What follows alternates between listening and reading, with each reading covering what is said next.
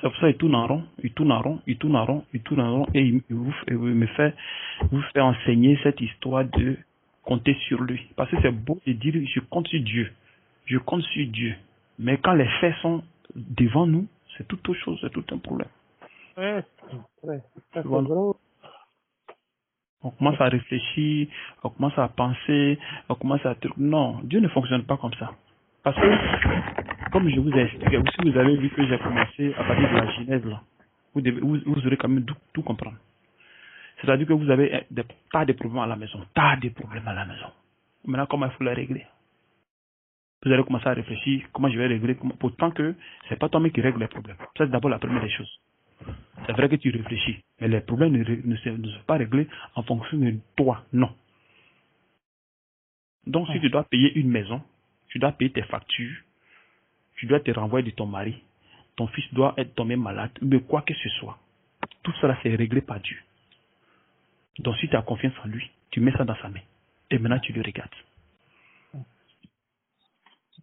Si tu veux soit te chercher le boulot, tu fais ce qu'il y a à faire.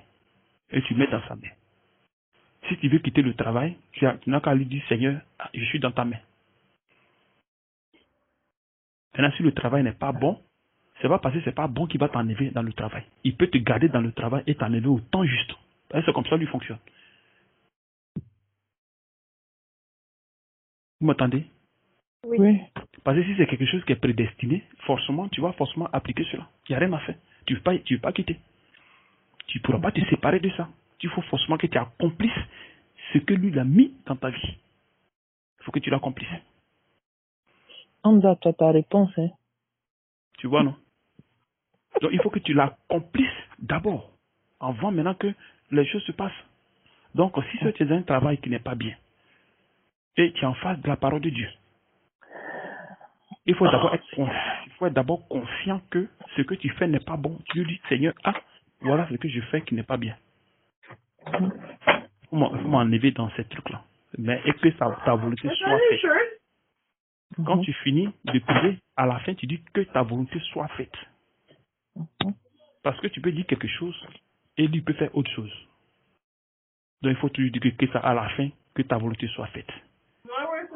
Comme Jésus qui ne voulait pas mourir. Pourtant il était venu sur la terre pour mourir, non?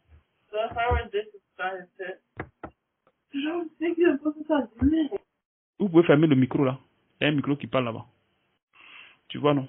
Donc, Jésus était venu sur la terre pour mourir.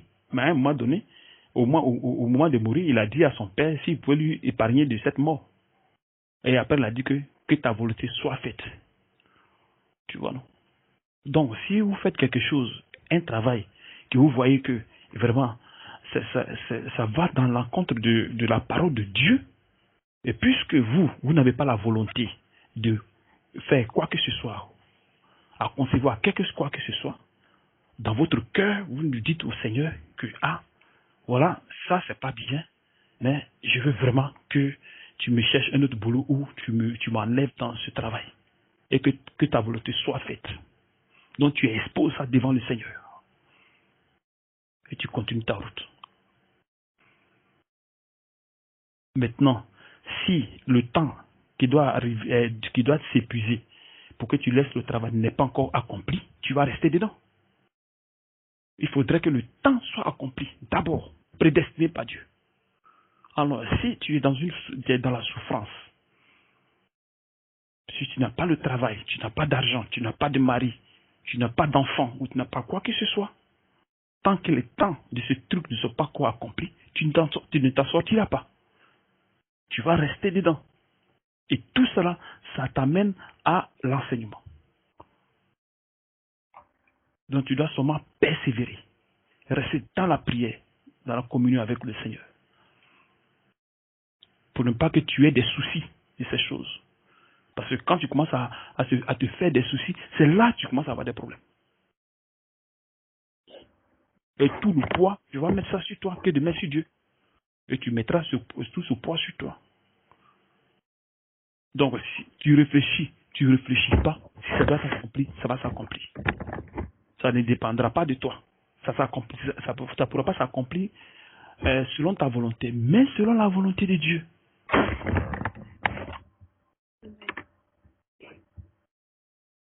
va s'accomplir selon la volonté de Dieu. Donc, ce sont ces choses que vous devez comprendre. C'est beaucoup important. Vous devez comprendre ces choses. Vous voyez pas? Non, tu n'as pas coupé, tu es dedans, maman. Tu vois, non? Donc, vous devez comprendre ces choses. Maintenant, tu fermes ton micro. Allô, vous m'entendez? Oui, je t'entends. Donc, vous devez comprendre ces choses. C'est beaucoup important. Donc, si vous avez des soucis de maison, ne vous en faites pas.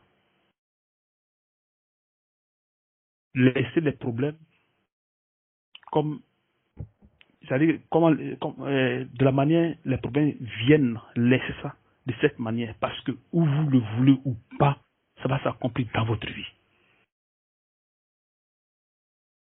Amen. Ça va s'accomplir dans votre vie. Donc, à quoi bon de s'embrouiller?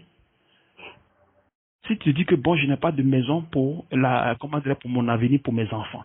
Je n'ai pas d'argent pour mes enfants. Je n'ai pas de temps pour temps. Je n'ai pas de temps pour temps. Je n'ai pas de temps pour temps. Mais c'est en disant cela que tu penses que les trucs vont s'accomplir selon parce que tu veux. Non. Non, jamais. Dieu peut te donner un bon boulot et demain il peut t'enlever dans le boulot. Mais tu n'as pas à te plaindre pour ce boulot. Non, non, tu n'as même pas à te plaindre même. Parce que toutes choses que nous faisons, Dieu nous enseigne dans toutes ces choses. Ce sont des enseignements. C'est comme quelqu'un qui demande quelque chose à Dieu.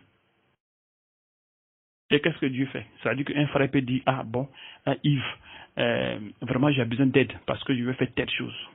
Moi, qu'est-ce que je fais? Moi, je soumets ça à Dieu. C'est pas que je me lève et je le fais de moi-même. Non. Je le soumets à Dieu. Et si Dieu veut maintenant que je fasse une annonce, je fais maintenant une annonce. Je veux voir maintenant les frères pour dire, ah, les frères, voilà ce qui se passe pour un frère. Et quand je fais maintenant l'annonce maintenant, allez, Dieu maintenant met dans le cœur de ces personnes-là pour pouvoir aider maintenant cette personne. Maintenant, quand l'argent vient maintenant, c'est Dieu encore qui vient pour dire, bon, donne-lui ou bien qu'il attende. Et il prend cet argent et puis donne à quelqu'un d'autre. Il règle le problème de quelqu'un d'autre et non toi ton problème. Donc à partir de cette personne, il peut aider d'autres personnes. Maintenant, si toi tu t'as demandé peut-être 1000 euros pour régler un problème, c'est pas qu'il va te donner les 1000 euros, il peut te donner plus, comme il peut te donner les 1000 euros, ou comme il peut te donner moins. Donc il peut te faire attendre, afin qu'il voie à quel niveau ta foi peut arriver. Tu vois. Coupez les micros, hein, parce que ça dérange. Coupez les micros, ça dérange ici. Tu vois, non? Donc, quand tu demandes, tu attends. Et il règle le problème au temps convenable. C'est pareil. C'est pareil, nos problèmes. C'est pareil. Quand tu as une facture qui est venue chez toi à la maison, elle est élevée, elle est comment? Tu restes tranquille, tu prends la facture, tu mets de côté là-bas. Et quand le problème de la facture sera réglé, Dieu va te donner les moyens pour régler le problème de la facture. Parce que c'est quelque chose qui doit s'accomplir en toi. Si ce n'est pas le cas, alors là, tu vas assumer les conséquences. Et ce n'est pas parce que tu vas assumer les conséquences ou bien tu vas vouloir éviter d'assumer les conséquences. C'est faux. Non. Si tu dois assumer les conséquences, tu vas assumer les conséquences forcées. Il n'y a rien à faire. Donc tu vas passer par là forcé. Donc pourquoi maintenant s'asseoir puis avoir tous ces trucs dans l'esprit? Il sait que c'est pas facile. Parce que c'est la chair qui se manifeste. C'est la chair qui a peur des problèmes. C'est la chair. Il n'y a rien d'autre. Donc si vous êtes distancé des jeûnes, des prières, des méditations, de la lecture, il vous sera difficile. Parce que vous serez toujours dans la chair, vous serez toujours dans la peur, vous serez toujours dans l'inquiétude, dans les soucis. Toujours. Vous allez penser à vous. Vous allez vouloir faire tout de vous-même. Pourtant que ce n'est pas ce que le Seigneur a demandé. Quand il a dit que son jeûne est léger là, pourquoi il le dit? Parce qu'il vient chez lui puis c'est léger. Mais quand tu viens là, il faut soumettre cela à lui. Tu mets tout devant sa face. Tout devant sa face. S'il y a une facture qui est venue, tu dis voilà, Seigneur, voilà la facture qui est là. Tu déposes ça là. Et tu oublies. Tu fais comme si la facture n'était pas là, ça n'existait pas. Mais cette facture, le jour que tu vas régler cette facture, le temps viendra. C'est pas parce que tu as oublié, mais c'est parce que tu soumets ça à Dieu. Et maintenant, quand le temps vient, il va te rappeler de la facture. Si elle doit être payée, il va créer des conditions pour que tu payes ta facture. C'est comme ça que Dieu fonctionne. Il va créer les conditions. Parce que le plan de cette facture à payer est dans ta vie. Donc, forcément, tu vas payer la facture. Donc, quand le moment vient, ce n'est pas toi qui te rappelle, mais c'est lui qui te rappelle. Et il te donne les moyens. Il met les moyens à ta disposition et tu payes la facture. C'est la même chose comme un enfant. Qu'un enfant doit venir, c'est pareil. Quand tu dois faire un enfant, il sait à quel moment tu vas faire un enfant. Il sait à quel moment tu vas aller avec ton mari. Quand tu vas aller avec ton mari ne dira jamais non. Et quand le mari va aller à toi, tu ne diras jamais non parce que vous allez accomplir quelque chose que Dieu a mis en vous. Le dessein de Dieu. Enfin que vous amenez un enfant dans le monde. Est-ce que vous comprenez? Si vous devez avoir un travail pour que ça puisse vous aider, tant que le moment n'est pas venu, tu vas monter, tu vas descendre. Le travail, tu n'auras pas le travail. Le travail, tu n'auras pas le travail. Il ne te donnera pas le travail. Donc quand c'est comme ça, tu le regardes seulement. Parce que quand tu es dans une maison, que tu dois la maison, pour qu'on puisse te chasser de la maison, qui a provoqué cela, c'est pas quelqu'un d'autre. Parce que l'autre aussi, il est conduit par Dieu. Il n'est pas conduit par sa chair.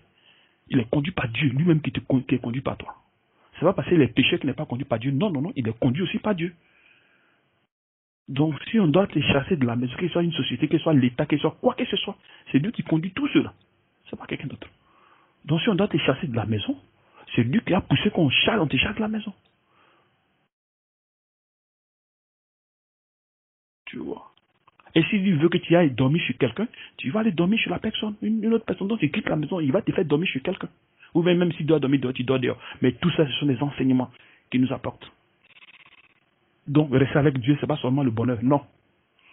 Il y a aussi la souffrance qui fait partie du corps de Christ. Sa doctrine. Ça fait partie de ça aussi.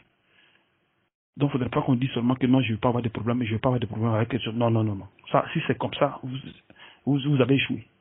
Vous avez vraiment échoué. Enlevez ça dans votre esprit. Enlevez ça dans votre esprit. Toutes ces choses. Parce que c'est des choses qui sont prédestinées. Comme toujours, je vous le dis. C'est des choses qui sont prédestinées. Donc, c'est des choses que vous manifestez. Forcez. Peut-être qu'avec le temps, vous allez comprendre. Avec le temps, vous allez comprendre. Tu vois, non? Comme moi, je vous le dis que ça fait 2 ans que je suis ici. 2 ans que je suis dans... ça fait, il y a longtemps que je suis dans cette maison. Ça fait 14 ans que je suis dans cette maison. Ça fait 2 ans que je ne travaille pas. Donc, 2 ans de factures que je n'ai pas payées. Mais je ne me suis pas fait des soucis. Je suis resté tranquille dans mon coin. Et Dieu m'a levé me payer la facture. Il a réglé les problèmes comme il se doit. Sans problème. Quelqu'un vient me dire que non, Yves, on va t'enlever dans la maison. Voilà, pour que tu vas voir. Voilà, ceci. Mais je suis resté tranquille dans mon coin. Sans problème. Il lui a dit que si c'est le cas, c'est Dieu qui l'a voulu. C'est ce qu'il a dit. Mais bizarrement, ce que la personne m'a dit, ce n'est pas ce qui s'est passé. Dieu a réglé le problème. Donc tu peux avoir des rêves en disant que voilà, tel jeu qui va t'arriver, tel jeu qui va t'arriver, machin, machin. Tu vas paniquer. Mais reste constant dans les choses. Si ça m'arrive, tant mieux. Mais si ce n'est pas le cas, il vous sera difficile vraiment de rester avec le Seigneur. Il vous sera très difficile. Il vous sera difficile. Parce que si toi, tu as beaucoup d'enfants à la maison, plein d'enfants à nourrir, ce n'est pas toi qui nourris les enfants, mais c'est Dieu qui donne les moyens pour nourrir les enfants. C'est Dieu qui donne les moyens. C'est Dieu qui le fait. Ça ne vient pas de toi. Ça vient de Dieu. Si c'est le peu que tu donnes, tu prends le peu, tu nourris tes enfants tranquillement et tu le régales. C'est tout. Mais ne vous créez pas des problèmes à vouloir aider Dieu. Comment vous allez faire? Vous allez aider Dieu. Comment vous aidez Dieu? Comment vous faites? Non seulement les enfants ne vous appartiennent même pas du tout. Les enfants ne vous appartiennent pas. Vous êtes seulement en location. C'est-à-dire que les enfants viennent, ils sont en location chez vous. Parce qu'ils ne vous appartiennent pas, les enfants. De la manière tu es venu chez ton papa, puis ton papa t'a aidé, de la même manière tu viens encore, quelqu'un vient chez toi. Donc quand l'enfant vient, toi tu viens seulement l'héberger, c'est tout. Mais l'enfant ne t'appartient pas. Parce que toi tu n'as pas créé un enfant. L'enfant est créé par Dieu. Nous, on ne fait que seulement multiplier. Et il nous a donné, comment dirais-je, un modèle pour le faire. C'est tout, il n'y a rien d'autre. Donc, quand l'enfant doit venir, Dieu le prépare, et toi, ce que vous avez à faire, vous le faites, et l'enfant sort, c'est tout. Donc, nous sommes les instruments de Dieu. Donc, rien ne nous appartient sur la terre. Chacun vient faire sa mission. Point, ça s'arrête là. Tes nombres de péchés sont comptés. Tes nombres de biens sont comptés. Et le temps que tu vas mourir, ça va compter. Si Dieu a dit que tu vas faire 35 ans, tu ne pourras jamais dire que je vais mettre un jour de plus. Ça n'existe pas. Comment tu fais? Tu ne pourras pas dire que je vais mettre un jour de plus pour que je puisse, comment dirais-je, vivre de plus. Comment tu fais pour vivre de plus? Comment tu fais? Tu ne pourras pas.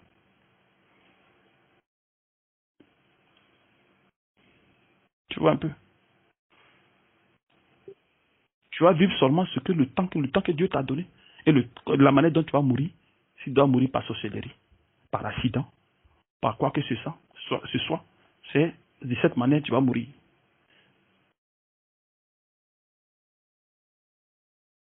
C'est de cette manière que tu vas mourir. Tu ne pourras pas mourir comme tu veux. Tu vas vouloir te dire que je vais me tuer. Tu vas vouloir te dire que c'est. Tu vas tomber, tu as tombé, c'est ce qui était prévu pour toi, c'est ce que tu as accompli. C'est tout. Il n'y a rien d'autre. Donc, ne vous embrouillez pas. Ne vous embrouillez pas. Vous vous embrouillez, vous allez vous créer des problèmes.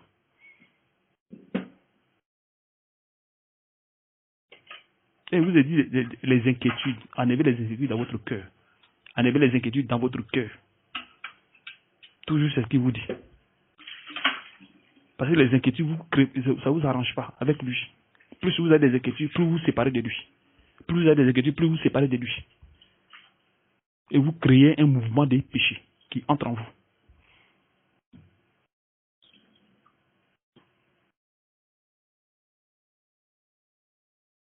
Tu vois. Il sait que ce n'est pas facile. Mais on est obligé de passer par là, nous tous. C'est une obligation.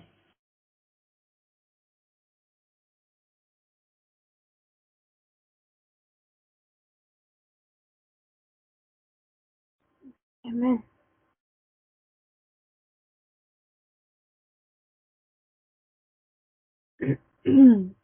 T'en prie.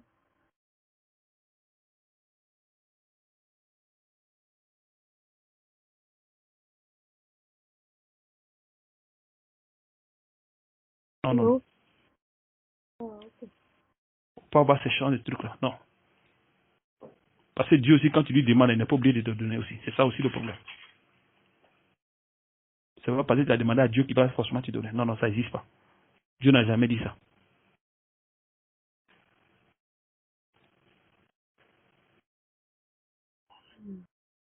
Vous comprenez, mes soeurs? Oui. Je sais que c'est pas facile, mais je pense que le Seigneur va nous aider. Amen. Il va nous aider. C'est pourquoi il faut faire les jeûnes, les prières, les méditations pour que vous arrivez à vous enlever dans ces choses-là. Parce que les trucs sont en vous, il faudrait que ça quitte. Si ça ne quitte pas, c'est problème. Vous êtes là? Oui. Hmm. On va lire Matthieu 6.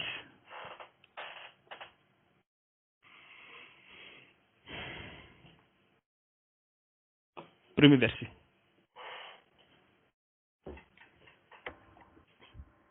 Il faut aller doucement, ma soeur. Il ne faut pas aller rapidement. Il faut aller doucement pour qu'on arrive à essayer de comment dirais-je.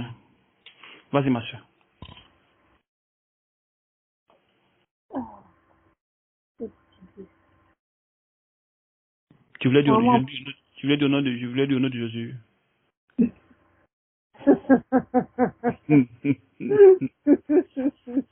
Eh, Seigneur Jésus. Non, je voulais pas dire ça. Ah, Je vais dire à ma maman Nathalie, il y a quelque chose de mon œil là, je vais aller à la douche pour regarder. il y a quoi là-bas? Il a fait quoi encore? Non, non, ça me fait mal, quelque chose qui est rentré de mon œil. Tout à l'heure? Ah, Hmm. Ok. Matthieu 6 combien? Matthieu 6, verset 1. Ok. Gardez-vous de pratiquer votre justice devant les hommes. Vous en êtes vu autrement. Vous n'aurez point de récompense auprès de votre Père qui est dans les cieux. Amen. Comment tu comprends ce verset? Gardez-vous de pratiquer votre justice devant les hommes pour être vu. Autrement, vous n'aurez point de récompense auprès de votre Père qui est dans les cieux. Ok. La façon dont je comprends ce passage, Hein? quand on est en face d'une situation d'injustice, soit sur le lieu de travail, on doit remettre tout ça dans la main de Dieu. Si, mais comment? C'est-à-dire ne pas réagir parce qu'on m'a fait du tort, je vais aller me plaindre sur le patron, je vais aller me plaindre. Je ne murmure pas et je laisse à Dieu. C'est Dieu qui va régler ça. Non, comment ça, j'ai pas bien saisi. Ça veut dire que tu as un problème au travail. C'est ça. C'est un problème au travail. Peut-être avec ton patron et tu ne veux pas faire une réclamation. Tu dis non, Dieu va régler cela. Oui, pas parce ça. que si on parle d'injustice. Pas bien saisi. Oui, on parle d'injustice. Comme par exemple, sur le lieu de travail, il y en a qui ont plus de faveur que certaines personnes. Non, mais ici, attends, il faut bien regarder. Il dit ici c'est écrit. Gardez-vous de pratiquer votre justice devant les hommes. Votre justice devant les hommes.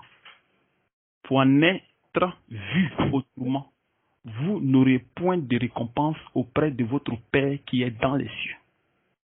Donc tu manifestes quelque chose afin que tu aies une récompense au ciel. Est-ce que tu vois? Voilà. Donc il y a quelque chose que tu manifestes. Gardez-vous de pratiquer votre justice devant les hommes. Il faut donner un exemple comme ça.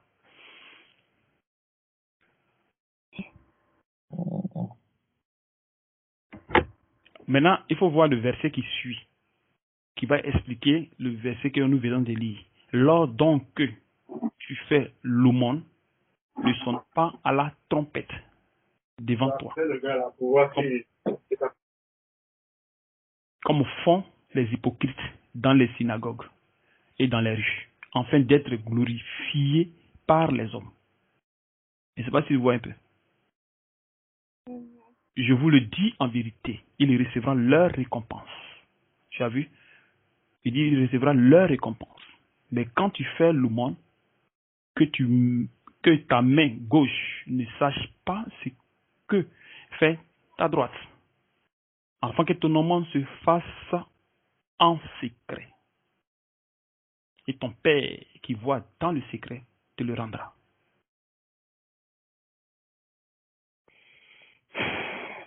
Tu as compris maintenant, ma soeur? Oui, j'ai compris. Voilà. Donc, ça peut être quel exemple? Il faut donner un exemple de ce truc-là. Ok. Quand tu fais du bien à quelqu'un. Comme quel bien, par exemple? Par exemple, un cadeau. Si. Tu offres un cadeau à quelqu'un. Si tu t'es dessus, tu n'es pas obligé d'aller dire à tout le monde, oh, tu sais, j'ai fait ça à telle personne. Oui, c'est moi qui ai fait, c'est moi qui ai fait. Tu n'es pas obligé, tu dois le garder pour toi. C'est-à-dire que tu l'as fait par rapport à la parole, c'est une obéissance à la parole de Dieu. Amen. Et Dieu qui est dans les cieux te voit. Il voit dans le secret. Ou bien tu donnes l'argent à quelqu'un, tu vas lui dire, oui, c'est moi qui lui ai donné cet argent-là, c'est grâce à moi. Non, non, non. Dieu n'est pas dans le Matthieu vu. Oui. Mais tu peux aussi témoigner de quelque chose afin que ça puisse encourager aussi les autres. Oui, oui. Le témoignage, c'est un fait. Le témoignage, c'est pour voir la main de Dieu dans l'œuvre dans ce que tu as fait. Non, je suis en train de dire que tu peux aussi raconter cela afin que ça puisse encourager les autres. Et c'est pas si tu saisis ce que je dis. Oui, Parce oui, que, ça je comprends. parce qu'il y a deux Je sens. comprends. Le sens où, Il y a quand deux tu, sens, oui. voilà, le sens où tu viens et tu dis aux gens, voilà, j'ai fait telle chose, c'est, parce qu'il y a quelle est l'idée qui est derrière ce que tu dis? Quelle est l'idée? L'idée que qui est cachée derrière ce que tu es en train de dire, c'est quoi? Tu veux te glorifier. Par contre, l'autre, voilà, glorifier Dieu. voilà. Donc tu manifestes le désir de la chair. Tu vois. Par contre, quand tu viens, tu dis, ah, voilà ce que j'ai fait pour telle personne parce qu'elle était dans telle situation. Je ne sais pas si tu vois un peu. Oui. Parce que dans la Bible, on nous a montré aussi comment on appelle ça, des exemples où les gens ont rendu service. Ce sont des témoignages. Voilà. Donc s'il n'y a pas ces choses, comment on va les manifester? On ne pourra pas les manifester. Donc tu peux témoigner. Tu peux dire que telle chose, telle chose. Mais pas pour te glorifier. Mais juste glorifier Dieu. Amen. Tu vois, non? Là, comme ça, tu n'as pas d'idée en disant que je vais me glorifier ou bien je vais voir, je vais faire sentir aux gens que bon, c'est moi qui l'ai fait, ou bien j'ai l'argent, ou j'ai ceci, ou j'ai cela, machin, ou il fait partie de le nombre des gens qui l'ont fait, machin, un truc comme ça. Voilà. Mais toutefois que tu le fais, tu dis que non, c'est Dieu qui l'a fait à travers de moi pour qu'il soit glorifié. Là, comme ça, tu as tenu ta personne et tu glorifies Dieu en toi. C'est pour ça qu'on veut rendre service. Il ne faudrait pas que tu rendes le service parce que tu te dis obligé à le faire. Il faut faire attention. Il faut le faire de son propre, voilà. cœur. Sans contrainte. Voilà, parce que si tu ne le fais pas, que tu le fais parce que les autres l'ont fait, parce que tu te sens, parce que tu es chrétien, machin, ça devient un problème. Et là, il faut faire attention. C'est pour ça tout ce que nous faisons, Dieu va nous demander les comptes. Tout ce que, même si c'est un service que tu as rendu. Il faut le rendre de la manière juste. Et pour rendre cela de la manière juste, il faudrait que tu essaies de demander à Dieu de t'enlever ses désirs. Parce que ce sont ces désirs qui nous poussent à voir ces genre de choses. Parce qu'il y a des moments où tu peux rendre service et toutefois que tu te confrontes à un problème, tu te dis, mais pourquoi, s'il n'avait pas rendu les services, il allait prendre pour payer ma facture, il allait faire ceci, il allait faire cela. Il faut le faire sans regret. C'est tout. Maintenant, pour le faire sans regret, il faudrait que tu enlèves en toi les désirs de la chair. Parce que tant que tu auras les désirs de la chair, tu vas le faire, mais tu vas le regretter. Parce que les désirs vont s'imposer à toi, de la chair, vont s'imposer à toi forcé. Parce que la justice que tu manifestes, ça ne vient pas de Dieu, ça vient de la chair. Même si tu te caches pour donner, même si tu ne le dis pas de manière, ouvertement, mais dans le cœur, c'est dans le cœur tout se passe. C'est pour ça qu'il faut vider le cœur avec les jeûnes, les prières, les méditations, pour que ça quitte dans le cœur. Toutes ces choses-là. Parce que tant que les choses ne quittent pas dans le cœur, vous aurez des problèmes avec Dieu. Vous allez faire des choses et ça sera gratuit. Tu vas faire des dons, ça sera gratuit. Parce que quand Dieu va commencer à faire les calculs de ce que tu as fait comme don, il va calculer, tu vas voir que c'est 0, 0, 0, 0, 0, 0 ce que tu as donné. Parce que derrière ce que tu as donné, derrière ça, la pensée qui est là n'est pas compatible à la justice de Dieu. Donc si tu as fait beaucoup de monde, tu as perdu ton temps. Non, maman, mon cadeau.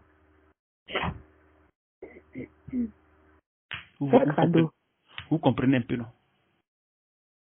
Il n'y a pas de cadeau, je comprends pas. Tu vois, non? Donc, quand c'est comme ça, essayez de vous, comment dirais-je, éviter, parce que c'est souvent des soucis qui vous créent des problèmes, souvent des soucis, des pensées. Souvent des pensées, voilà, ce sont des soucis qui génèrent toutes ces choses. C'est vrai. Tu vois, non? Si vous n'êtes pas libre dans l'esprit, vous allez toujours manifester cela. C'est vrai que vous allez donner, mais ça sera pas ça au fait. Ça sera pas avec le cœur. Non, non. Tu vois, ça sera problème. Ça sera vraiment problème.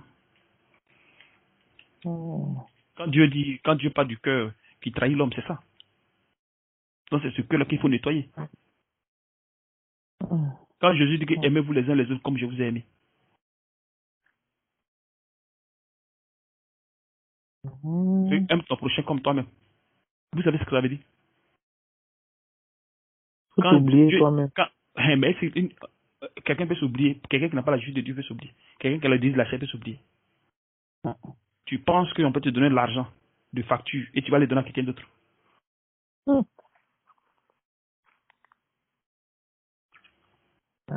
Ça, c'est la réalité. Vous pensez? Ça, c'est la réalité. Tu as vu? Toi, tu pensais à toi, pourtant que la Bible dit, aime ton prochain comme toi-même. Donc, ça dit le prochain que tu dois l'aimer comme toi-même. Donc, si tu penses que tu as payé l'argent là pour payer ta facture, alors là, prends cet argent, il faut lui donner aussi. Parce que la personne est ta copie. Je ne sais pas si vous voyez un peu. Oui. Donc, en lui donnant cet argent, il ne faut pas penser à ta facture. Parce que la facture qui est là, ce n'est pas toi qui la paye. C'est Dieu qui paye la facture. Et c'est là vient le piège. Parce que quand tu as le désir de lâcher en toi, ces choses-là, tu ne veux pas les maîtriser. Parce que la facture est payée par Dieu. Donc, si tu prends cet argent puis tu donnes, la facture, Dieu va payer la facture. Ok, j'ai une question. Parce que tout est réglé selon Dieu. Tout est réglé selon Dieu. Ce n'est pas réglé selon parce que j'ai envie de payer la facture aujourd'hui. Si la facture doit être payée dans 5 jours, 6 jours, 7, Dieu va créer les moyens pour pouvoir payer ta facture que tu veux payer. Je ne sais pas si vous saisissez un peu. Qu'elle soit n'importe quelle chose. N'importe quelle chose. Parce que les factures, c'est Dieu qui envoie les factures. Qu'elles soient beaucoup, c'est Dieu qui les envoie. Ce n'est pas quelqu'un d'autre qui les envoie. Les gens, ils vous facturent, mais ce n'est pas eux. Eux ne sont pour rien. Eux, ils accomplissent seulement leur mission sur la terre. C'est tout. Parce que les sociétés ne les appartiennent pas. Ça appartient à Dieu. C'est Dieu qui a créé ça en eux. Donc s'il y a 1000 euros, 2000 euros qui viennent dans votre maison, c'est Dieu qui a envoyé ça. C'est Dieu qui est responsable de ça. C'est pas quelqu'un. Amen. Donc ce Dieu-là, s'il dit comptez sur moi, comptez sur lui.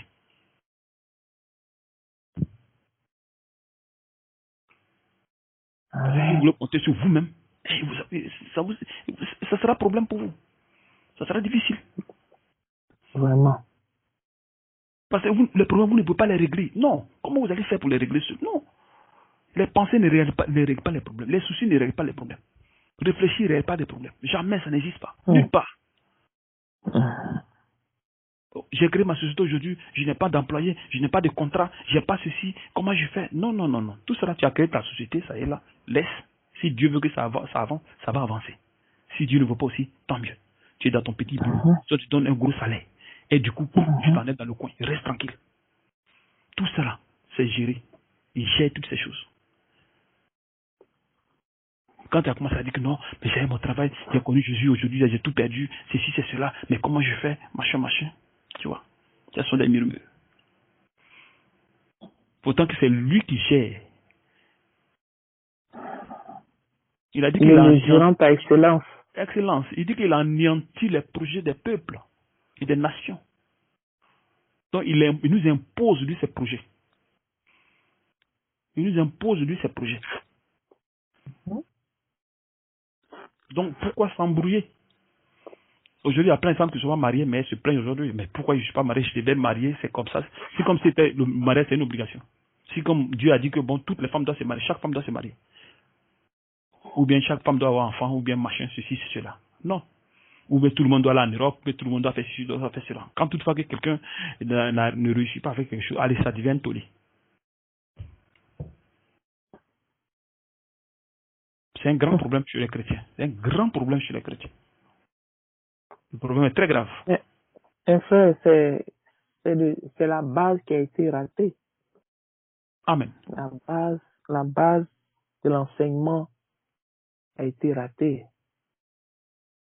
Si ça a été raté, la compréhension de la parole de Dieu, elle est différente. Amen. Tu vois. Donc, si vous dites que vous faites confiance à Dieu et qu'il vient augmenter le volume, ne vous plaignez pas. Regardez-le seulement.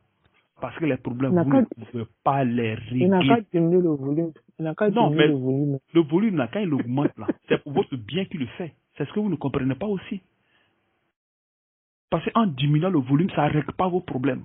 Parce qu'il veut enlever le péché qui est en vous. Parce que le péché ça veut dire que le cœur est rempli de péché. Donc il faut que le péché soit vidé. Il faut qu'il vide le péché qui est dans le cœur.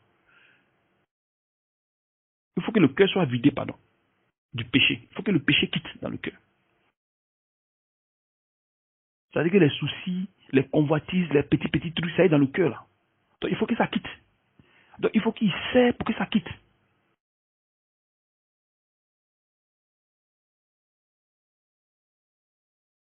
C'est ça que le problème. Parce que quand il vient au milieu des ténèbres que nous sommes. Donc une petite lumière à l'intérieur. Donc plus il sait, plus ça, l'ampoule commence à augmenter de lumière. Donc, il faut qu'il dégage ces soucis-là, ces problèmes ces trucs qui vous créent problème dans ce monde. Il faut que ça quitte, il faut que ça quitte en vous. Sinon vous allez toujours avoir ces soucis. Donc, vous jeûnez, vous priez, vous méditez, vous lisez la Bible. Tout le temps vous devez le faire. Ton mari t'aime, ton mari t'aime pas. Ton mari te veut au lit, te veut pas au lit. Tout cela, vous laissez de côté, toutes ces choses. Ton enfant va à l'école, il n'est pas bien brillant à l'école, il ne faut pas que ça crée problème. Parce que l'enfant d'abord, mais l'intelligence vient de Dieu. Amen. Quand ton enfant va à l'école, qui ne connaît rien, laisse-le revenir à la maison. Ne force pas à ce que l'enfant soit quelqu'un. Parce que Dieu n'a pas décidé cela. Si Dieu n'a pas décidé que ton enfant soit intelligent, il ne sera pas intelligent. Parce que l'intelligence vient de Dieu, ça ne dépend de quelqu'un. Mais il peut ne pas être intelligent sur papier, mais il peut être intelligent dans la vie. Intelligent. Si, c'est ce que je suis en train de dire, ce que Dieu a mis en lui, c'est ce qu'il manifeste. Amen. C'est ce qu'il manifeste. Il ne peut pas manifester autre chose. Il manifeste seulement ce que Dieu a mis en lui. C'est tout. Il n'y a rien à faire. Moi, ma fille, quand elle a eu son examen, on l'a amenée dans une école. Parce que ici, qu'est-ce qu'ils font? C'est pas comme en Côte d'Ivoire, quand tu passes un examen, en fonction de tes compétences, tu es orienté. Ici, c'est pas ça. Ici, tu passes l'examen, si tu es admis, alors là, tu te demandes maintenant où tu veux aller, dans quelle branche tu veux partir. Et maintenant, on t'oriente. Quand ça ne va pas, allez, on peut te transférer ailleurs. Donc, elle est venue me demander, ah papa, bon, je vais aller, soit dans une... Elle dit, ma fille, choisis ce que tu veux. Elle dit, ah, je vais me tromper parce que les professeurs disent non, on n'a qu'à voir nos parents. Non, choisis ce que tu veux. Ce que tu vas choisir, c'est ce que Dieu voudra. Elle a fait le tour des écoles pour aller voir quelques écoles, machin. Quand elle a fini, bon, là, elle a choisi une école, mais quand elle est partie, elle ne pouvait pas passer, l'école était très dure. Donc, ils l'ont transférée ailleurs. Quand je l'ai appelée, je lui ai dit que tout cela, ce sont les œuvres de Dieu. Ta fille a quel âge? Elle a 14 ans. Donc, tout ça sont les œuvres de Dieu. Donc, ça peut dire que on ne fait pas les choses parce qu'on veut le faire. On le fait parce que Dieu a mis ça dans notre vie. Et nous les manifestons. Donc, si soit tes décisions ne sont pas, si les décisions que tu prends n'ont pas, ne sont pas suivies par des soucis, par des regrets ou même par de quoi que ce soit, tu vas voir que tu vas bien vivre. Même si tu fais un choix, que tu rates le choix, ton cœur sera toujours apaisé. Je suis en train d'expérimenter ça, ces temps-ci là. Amen. Donc tu diras que c'est Dieu qui l'a voulu, tranquillement, sans problème. Et tu verras que ton âme va rester tranquille. Amen. Tant toutefois t'embrouiller, ton cœur va rester tranquille. Alléluia. Parce qu'il faut forcément qu'on passe. C'est-à-dire que c'est un chemin obligatoire pour chaque chrétien. C'est un chemin obligatoire. Même si tu veux faire un document que tu n'arrives pas à t'en sortir pour faire le document, reste seulement tranquille. Quand le temps de document va venir, tu feras le document. Moi aujourd'hui, ça fait peut-être 20 ans que je suis en Italie. J'ai travaillé pendant 18 ans ici en Italie. Je n'ai jamais demandé le passeport italien. Pourtant, à 10 ans, je pouvais déjà demander ce passeport. Mais je n'ai pas demandé. Jusqu'aujourd'hui, je n'ai pas de passeport italien. Mais ça me fait ni chaud, ni froid. Aujourd'hui, les gens se plaignent, mais non, il faut demander, pourquoi tu n'as pas demandé, pourquoi ceci, pourquoi cela, machin, machin. Mais je suis tranquille dans ma peau. Et je pense que Dieu m'a fait grâce même quand il était dans le monde, je ne connaissais même pas que Dieu. Quand il fait quelque chose, quand ça marche, il dit, bon d'accord, bon, le jour que je pourrai, je vais le faire. Comme je ne le connais pas, je ne vais pas dire que si Dieu le veut. Parce que je ne le connais pas, je ne le connaissais pas. J'essaie de faire le truc de document comment on appelle ça, demander la nationalité. On m'a fait le document, c'est venu. L'argent est là, j'ai bouffé moi-même. Et les papiers sont périmés dans ma main. Tu vois un peu. Bon, après, ça m'a pas dit grande chose. Je dis, bon, c'est que quand j'aurai le temps, je vais le faire. Et je ne l'ai pas fait. Et c'est quand je suis venu dans le corps de Christ, et maintenant j'ai commencé à comprendre toutes ces choses. Donc, ça dit que si ce n'est pas dans le plan de Dieu, tout ce que tu vas faire, c'est zéro. Tu vas seulement, justement, t'embrouiller.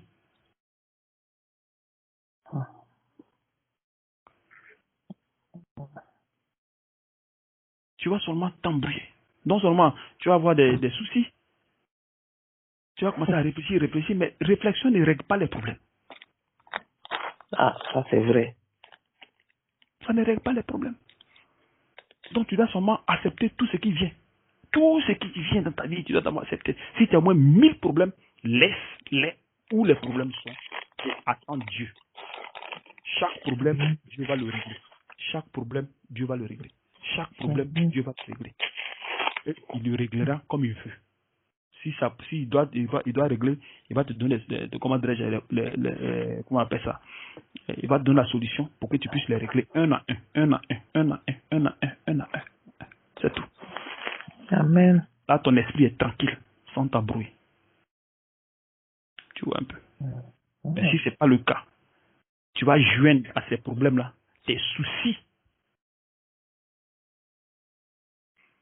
Il sera difficile.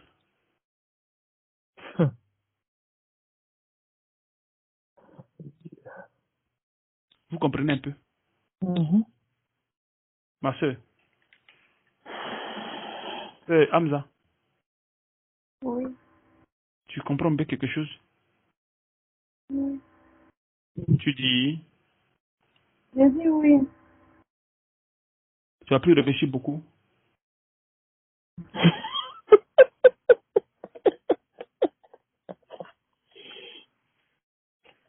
Quand on lit 1 Pierre 5, verset 6, 1 Pierre 5, verset 6, humiliez-vous donc sous la puissance même de Dieu, afin qu'il vous élève au temps convenable. Tu as vu, lui, quand il règle les problèmes, c'est au temps convenable qu'il les règle. En son temps. Voilà. Il règle les choses à son temps.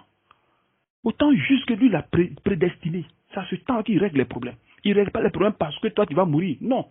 Tu peux mettre dans les problèmes, tu peux mourir dans les problèmes. Donc, quand il veut régler un problème, c'est à son temps. Parce que toi, tu as un livre. Quand tu lis Psaume 139, verset 16, tu as un livre de vie. Donc, c'est sur ce livre de vie-là que lui regarde et maintenant, tu as compris les choses.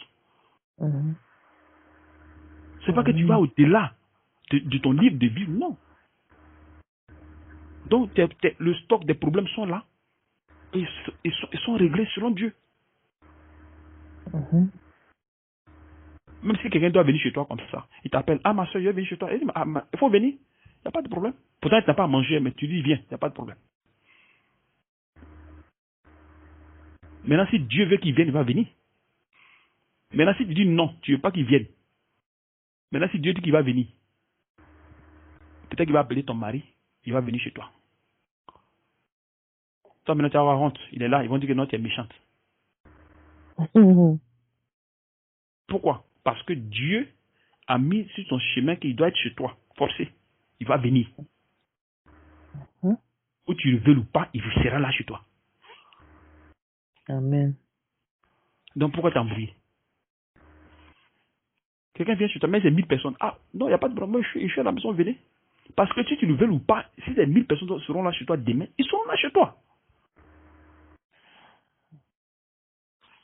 Alléluia. Est-ce que vous saisissez un peu ce que je dis? Même s'il n'y a pas à manger. Alors si les personnes doivent venir chez toi qu'ils ne peuvent pas manger, ça c'est plus tard ton problème. C'est la foi qu'on doit avoir en Dieu. Voilà, donc c'est Dieu qui donne, c'est de la nourriture. Donc ça c'est plus votre problème.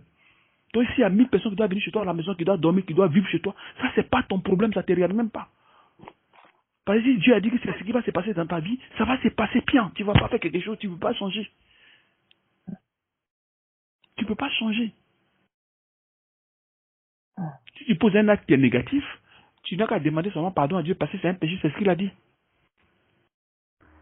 Tu vois un peu. Sinon, le reste, il y a quelque chose qui va se passer chez toi. Chaque jour qui va passer chez toi, c'est la volonté de Dieu. Tu peux rien faire. Tu n'as qu'à accepter tout seulement.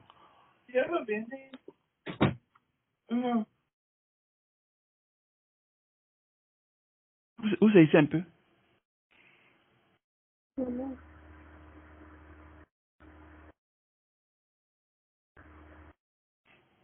Continue le verset 5.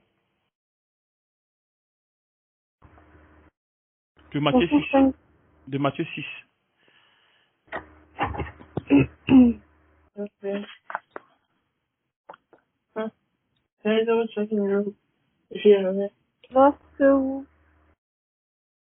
Lorsque vous priez, ne soyez pas comme les hypocrites qui aiment prier debout. à prier debout Qui aime prier debout. dans les synagogues et au coin des rues pour se montrer aux hommes. En vérité, je vous le dis, ils ont reçu leur récompense. Mais toi, quand tu pries, entre dans ta chambre, ferme la porte et prie ton Père qui est dans le lieu secret. Et ton Père qui voit dans le secret te le rendra. Amen. Tu vois, non? Vous voyez encore ici, quand tu veux prier, tu ne pries pas pour quelqu'un, mais pour ton Dieu que tu pries. Parce que ceux-là, quand ils manifestent, cette manière de faire, ça vient de la chair, ça ne vient pas de l'Esprit de Dieu. Ça ne vient pas de l'Esprit de Dieu. Tu vois, non? Même tu peux aussi être dans la chambre aussi, et ça ne peut pas dire pour Dieu. Parce que tu as pensé que, bon, comme on dit de prier, bon, moi j'allais prier. Donc tu vas le faire selon la chair, et non selon l'Esprit de Dieu. Tu vas vouloir le faire selon la chair. C'est-à-dire tout ce que vous devez faire doit être, c'est-à-dire 100% Dieu. Sans que ça ne vienne de la chair. Sans que ça ne vienne des désirs de la chair, de l'affection de la chair. Sans que ça ne vienne de l'amour de la chair. Non, non, non. Il faut que tout vienne de Dieu. Ben, tout ça là, il faut forcément que vous enlevez ces choses dans le corps, dans la chair. Forcément. Parce que ça y est, c'est imbibé en vous. Donc il faut forcément enlever. Par les prières, par les chaînes. Parce que vous ne pouvez pas vous asseoir comme ça, manger, dormir, puis dire que ça va quitter. Non, jamais, ça n'existe pas. C'est par les supplications, les prières, les jeûnes, les méditations, tout ça, c'est à partir de là que ça quitte. La circoncision du cœur. Sinon, ça ne quittera jamais. Tu as bien mangé, ventre bien gros, dormi bien. Tu vas te créer des problèmes. Ça ne quittera jamais. Jamais. Parce que tu n'as pas de contact avec toi et Dieu. C'est vrai que tu es chrétien, mais là, tu n'as pas la vie de prière. Tu n'as pas la vie de lecture, tu n'as pas la vie de trucs, tu ne comment dirais-je, tu ne fortifies pas ton être intérieur. Tu ne fortifies pas ton esprit. Donc les soucis seront là. Tu seras même envahi même de péché. Tu vois. Sinon, il y a souvent, il y a des gens, est-ce que vous voyez souvent quand vous priez? Vous priez souvent, puis vous allez voir que vous allez pleurer. Pour un midéré, vous pleurez. Je ne sais pas si ça vous arrive. Moi, ça m'arrive constamment. Ou bien en priant, tu vas voir que tu as élevé la voix seule, sans que tu ne t'en rendes même compte. Ça veut dire que la voix s'élève un coup. Et ça prend le contrôle de ta bouche. Et tu ne te contrôles pas. Et ça vous arrive une fois? Oh, ça m'arrive. Même si tu veux empêcher, impossible d'empêcher cela. Impossible d'empêcher.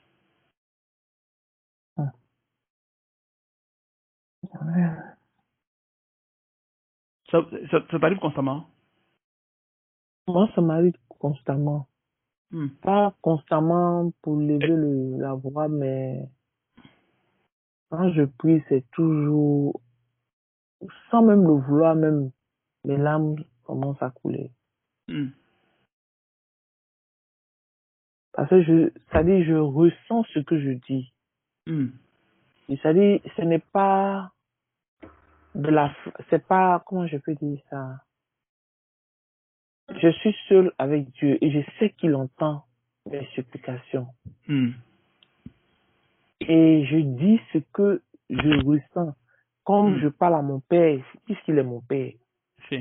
Donc, j'ouvre, ça dit, ce qui est en moi, là, je ne le garde pas. Je lui présente ça. Parce que c'est lui qui est maître de toute situation. Il peut changer toute situation. Donc, je ne veux pas être là en train de tourner autour. Je dis, Seigneur, j'ai un problème de colère. J'ai un problème de rancune. Je ne pardonne pas. J'ai un problème de médisance. Tu vois, toutes ces choses-là, je lui présente ça. Tu sais que de moi-même, je ne peux pas. Bon, maintenant, si tu pries, que tu demandes au Seigneur, Seigneur, je veux me marier, Seigneur, je veux t'être surpris, tu commences à pleurer. C'est quoi? Ça vient d'où? Ça vient de la chair. Ça vient de la chair.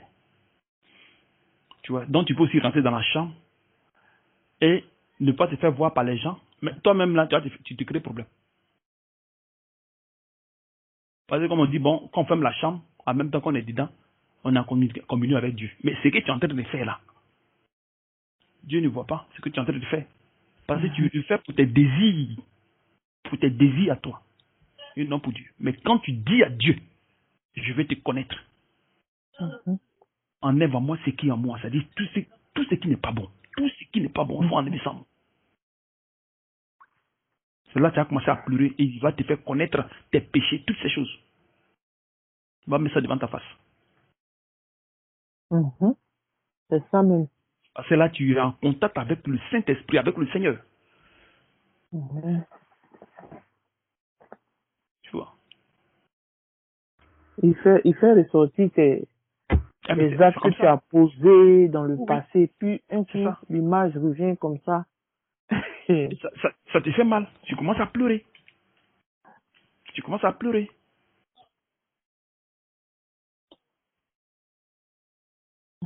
Si ça vous arrive constamment, je pense que c'est bon. Je pense que c'est une bonne chose. Constamment.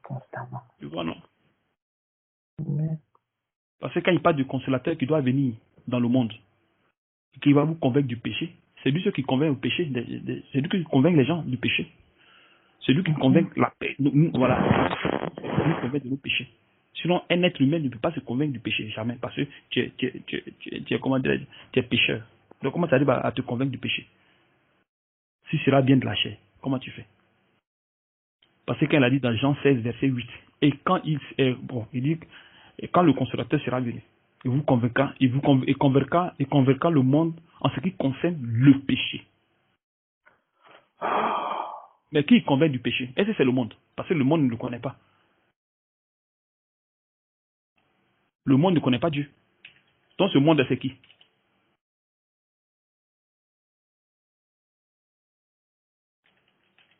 Vous êtes là, hein? Allô? Ce sont les enfants de Dieu. Amen. Tu as vu? Quand vous disiez Jean 14, verset 17, l'esprit de vérité que le monde ne peut recevoir parce qu'il ne le voit point et ne le connaît point. Mais vous le connaissez. Donc quand lui vient, c'est vous qui êtes le monde. Donc c'est vous qui convainc du péché. C'est pour ça que vous vous attachez à Dieu. Donc quand il vient dans votre il vient vers vous, et il vous amène à pleurer, il vous amène à haïr le péché.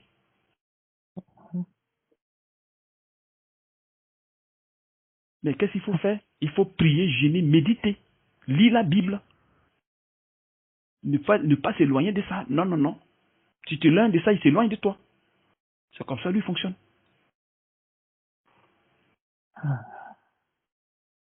Donc quand tu pries, tu jeûnes, tu médites, tu pries, tu jeûnes, tu dis Seigneur, enlève-moi de ça. Les péchés qui sont cachés en toi, tout se les enlève.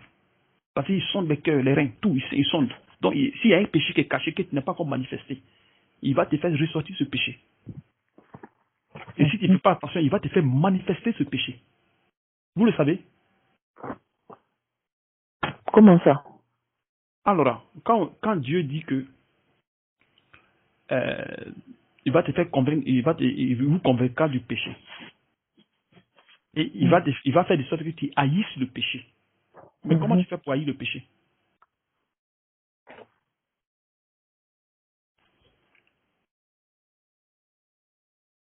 Haïr le péché, c'est ne plus le faire et regretter. Haïr le péché. C'est lui qui fait ça, non? Tu dis? C'est lui qui te permet de haïr le péché, non? Si, bon, maintenant, comme il va faire pour que tu puisses haïr le péché, c'est comme vous dites que non, je crois en Dieu, en Jésus. Jésus, prends tout. Il faut prendre ma vie. Et j'ai confiance en toi. Maintenant, quand il vient, il tourne le bouton, tu commences à pleurer. C'est pas ça? Hein? Maintenant, pour que tu haïsses ce péché-là, comment tu fais?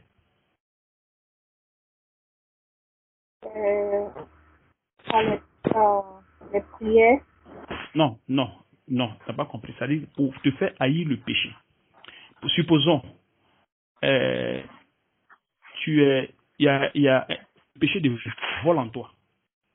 Ou le péché de mensonge en toi. Tu vois, non? Et maintenant, Dieu, il veut que ça quitte. Bon, il veut que tu haïsses cela. Quand tu le fais, tu es content, tu le fais tranquille, tu vois, non? Mais souvent, tu le fais et tu commences à pleurer, machin. Mais, pour que tu puisses haïr le péché, il va ressortir le péché et il va t'amener à faire le péché. Et c'est où c'est ce que je dis? Oui, tu vas le refaire, tu vas refaire encore à moins que tu ressentes ce péché dans ton cœur. C'est-à-dire que tu es en train de le faire et en même temps, il fait mal, mais tu le fais quand même. Ça ne peut jamais arriver. Est-ce que vous comprenez ça? Je mens plus. Oui, tu dis que je mens et plus. Quand mais tu pries, voilà. tu regrettes pour tout ça. Si, mais tu mens. Tu viens, tu mens encore. Tu mens encore. Ça vous est jamais arrivé? Voilà. Maintenant, en faisant ça maintenant, qu'est-ce que tu fais maintenant? Tu vas te rappeler, ah, Seigneur, j'ai menti, pardonne-moi. Si tu ne fais pas attention, tu risques même de pleurer. Il est en train de t'amener à haïr le péché. Parce que si tu ne fais pas ça, tu ne veux pas haïr le péché. Tu ne peux pas l'haïr parce que tu vas demander de dire que oui, je ne fais plus, je ne fais plus. Mais au fond, c'est caché. C'est comme le cœur te fait comprendre que oui, ça, c'est pas bon. Et ça, c'est ça, bon, tu ne fais plus ça. Mais c'est faux. C'est voilà pourquoi le cœur nous trahit. Donc, si tu ne connais pas Dieu, tu vas penser que tu es propre. Mais au fond, non. C'est des trucs qui sont cachés, mais il faut forcément, il faut l'occasion. Dès qu'il y a l'occasion se présente, c'est fini. Tu tombes dedans. Tu vas dire que non, je ne réfléchis plus. Bon, on dit de compter sur Dieu. Ok, d'accord, je vais compter sur Dieu. J'ai compris, je vais compter sur Dieu. Mais dès que le Seigneur lui tourne un peu le boulon net, c'est fini. Allez, c'est fini. Toi, mais tu vas tellement avoir les soucis même, tu ne vas même pas penser que Dieu me met devant toi. Tu vas l'oublier même carrément. En train de réfléchir. Tu vas aller dans un coin, on t'appelle, comment dirais-je, dans un boulot. Tu as ta pensée, ah, il faut qu'on me prenne. C'est toute ta prière, ça. Dieu fait de sorte qu'on me prenne. Tu as oublié Dieu. Mais tu n'as pas oublié que Dieu aussi, là, il peut faire de sorte qu'on ne te prenne pas. Tu ne pourras pas dire que bon, si on m'a pris, tant mieux. C'est la volonté de Dieu. Non, c'est pas ça. Parce que la chair n'aime pas la souffrance. Pourtant que Dieu me dit qu'il nous impose la souffrance. Mais nous dit non, on ne veut pas souffrance. La souffrance, on ne la veut pas. On ne veut pas cette souffrance-là. Pourtant que si on n'a pas la souffrance, on ne pourra jamais changer. Le cœur ne changera jamais. Parce qu'il faut qu'il vienne titiller le cœur. Afin que le cœur arrive à vivre selon, comment dirais-je, la patience de Dieu. Parce que Dieu, dans toutes choses, il est patient dans tout ce qu'il fait. Voilà pourquoi nos problèmes, il est règle selon lui, selon son temps.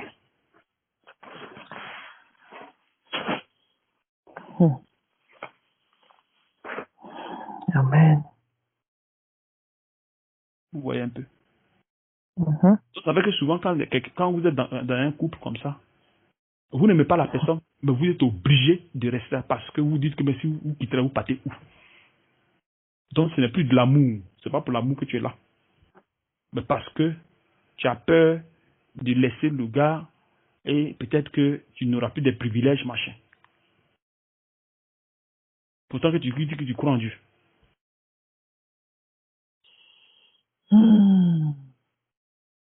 Mais frère, ce que tu viens de dire là, c'est complexe, hein, tu sais. Dans la mesure où, au début, tu peux aimer un homme, et puis au cours du parcours de la vie, il y a beaucoup de choses qui font que cet amour n'existe plus. Pas que ça n'existe plus, mais ça régresse, en fait. Ça régresse. Tu découvres beaucoup de choses par rapport à son comportement, sa manière d'être, ce que tu pensais de lui, machin, tout ça, ça régresse. Mais étant chrétien, est-ce que tu dois faire ça? Est-ce que tu dois faire quoi? Divorcer? Non. Est-ce que tu dois, tu dois régresser dans l'amour, dans cet amour, même si tu n'aimes pas? C'est pour ça que je dis que c'est assez complexe parce que. Mais moi, je parle au côté de chrétien. Moi, je ne parle pas au côté des païens. Moi, je parle de chrétiens. Ok, donc je comprends. Tu vois, non, moi, je parle de chrétiens, je ne parle pas de païens. Ok.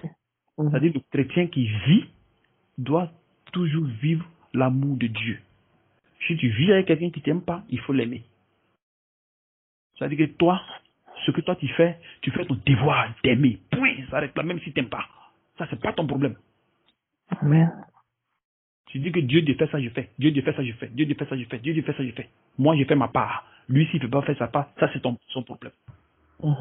Et maintenant, Dieu va venir régler le problème. Parce que tu t'es soumis à lui. Amen. Tu vois un peu. Selon ça existe, les gens pensent, les gens, ils ignorent que le mariage est basé sur l'amour. Ils ignorent cela. Quand on dit, vous allez former une seule chair, là, c'est quoi? C'est la seule chair, là. C'est une seule personne. Donc, tes problèmes sont mes problèmes. Si mes problèmes ne sont plus tes problèmes, c'est que c'est plus une seule chair. Donc, le mariage, c'est ça. Mais là, les gens ne comprennent pas ça comme ça. C'est le sens du mariage, c'est ça. Quand Dieu devait faire former, comment dirais-je, Ève, il a dit une aide semblable. Donc, l'aide semblable comme Ève. Donc, toutefois, les deux s'unissent, c'est une seule chair. Donc, si l'autre ressent un problème, l'autre aussi ressent le même problème. C'est comme ça. Donc, normalement, vous restez là, vous mourrez ensemble. Point, ça s'arrête là. Tu as vu? Mais si ce n'est pas le cas, et que le problème, chacun a ses problèmes, c'est que ce n'est plus seule chair. Donc, ce n'est plus le mariage. C'est une question d'intérêt.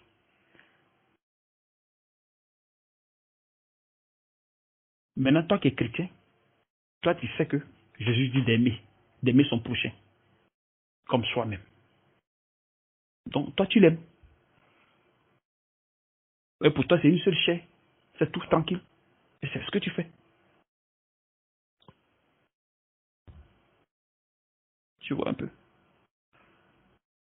Mais pour avoir cette vie, faut que tu vives selon l'Esprit de Dieu. Et non selon l'affection de la chair. Comme Paul dit dans Galates 5:16. Marcher selon l'Esprit que vous n'avez pas de la chair. Mais pour faire ceci, il faut forcément que tout quitte en toi. Il faut les jeûnes, les prières, les méditations. Il faut forcément ça. Et il faut appeler le Saint-Esprit afin qu'il vienne. Il faut qu'il vienne en vous pour mettre en vous la justice de Dieu.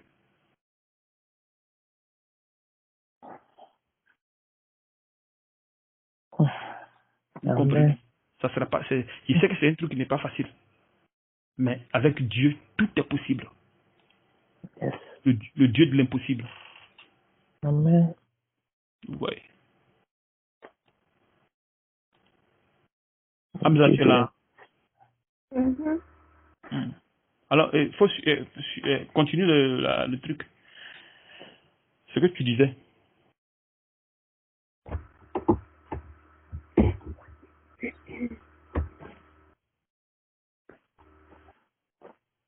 Tu es là? Hein? Oui. Verset 7. En priant, ne multiplie pas de vaines paroles comme les païens qui s'imaginent qu'à force de paroles, ils seront exaucés. Ne leur ressemblez pas, car votre Père sait de quoi vous avez besoin avant que vous Vous ne le lui demandiez. Tu as vu ça?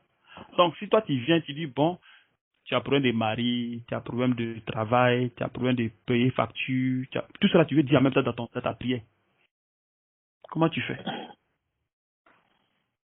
Dès que tu parles, en même temps, dès que tu finis, tu passes à un autre, tu pries, tu passes à un autre, tu passes à un autre problème. C'est-à-dire, tous tes problèmes, tu vas les régler.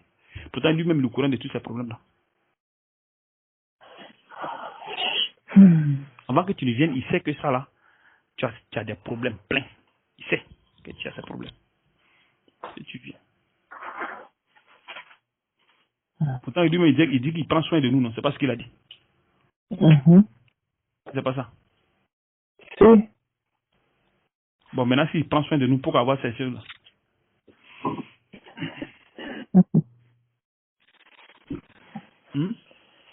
Yeah.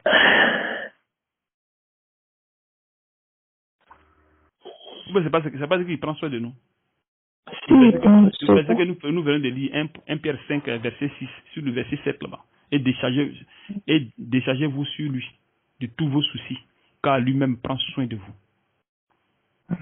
Mais les soucis, c'est pas que tu as venu, tu as dit non, Seigneur, je veux telle chose, je veux telle chose, Toi, ton souci, c'est quoi? Quand tu veux le connaître, ton souci, c'est quoi, au fait? C'est de t'enlever les désirs charnels. Ça doit être tes premiers soucis avec Dieu. C'est pas parce qu'il a dit, bon, demandez tout ce que vous voulez, alors là, tu viens, tu vas demander tous tes problèmes. Non. Faut chercher sa face. Faut tuer les feuilles mortes de la chair. Tuer le péché.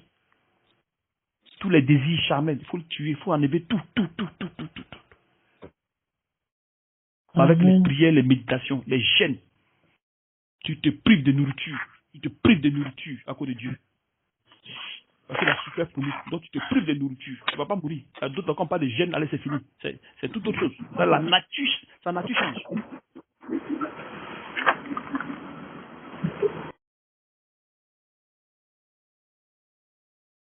Tu vois, non? Donc tu te prives aussi de la nourriture. Et tu vas voir que quand c'est comme ça, avec le temps un peu, il va te les enlever. Parce que si lui permet à ce que tu viennes vivre la vie de la foi, c'est pas permis à tout le monde. C'est ça aussi le problème. Parce que pour vivre la vie de la foi, c'est pas permis à tout le monde. C'est vrai que vous êtes des chrétiens, mais il y a deux catégories de chrétiens. Il y a une catégorie qui vit la vie de foi et d'autres ne vivent pas la vie de foi. Parce que pour vivre la vie de foi, c'est tout autre chose. C'est tout autre chose. Mais c'est pas parce que tu vis la vie de foi que tu n'es pas chrétien. Non. Ça, c'est carrément différent. Ben, il accorde à un groupe de vivre cette vie de foi.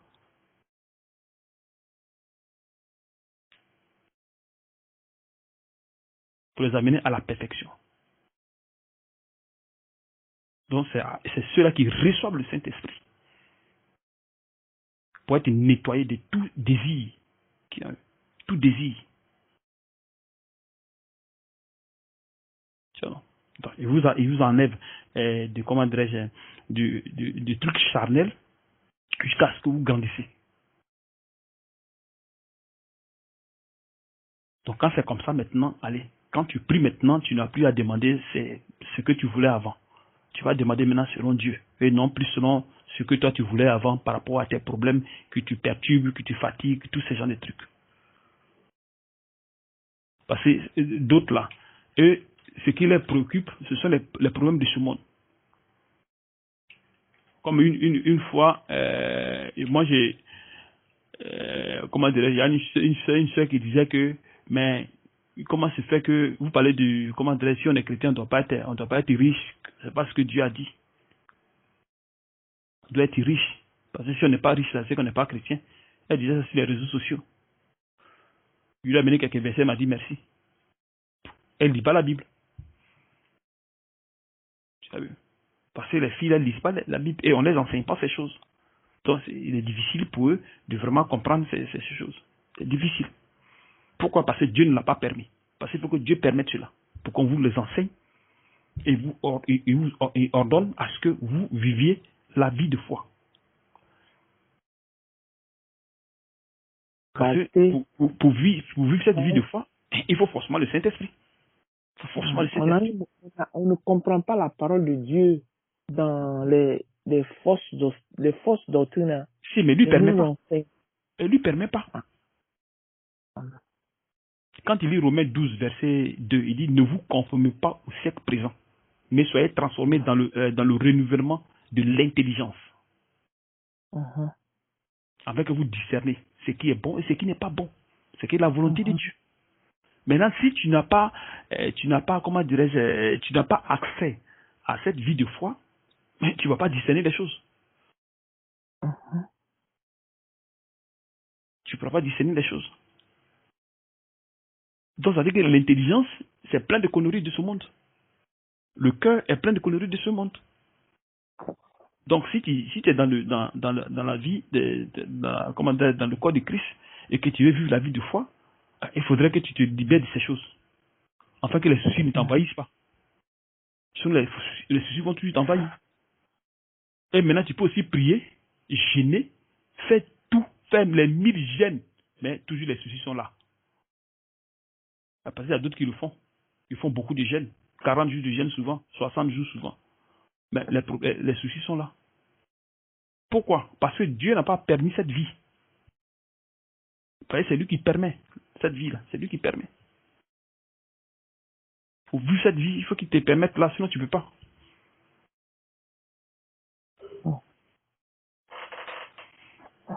Sinon, il y a plein qui gênent. Avant que vous ne veniez, vous n'avez pas gêné, vous n'avez jamais gêné dans votre vie, depuis que vous êtes chrétien. Oui. Mais quand vous gênez, là, ça a changé quoi? Ou bien vous gênez, est-ce que vous disiez que, ouais, Seigneur, il faut m'enlever les désirs charnels? Est-ce que vous connaissez ce truc-là? Non. Moi, personnellement, je vais être honnête.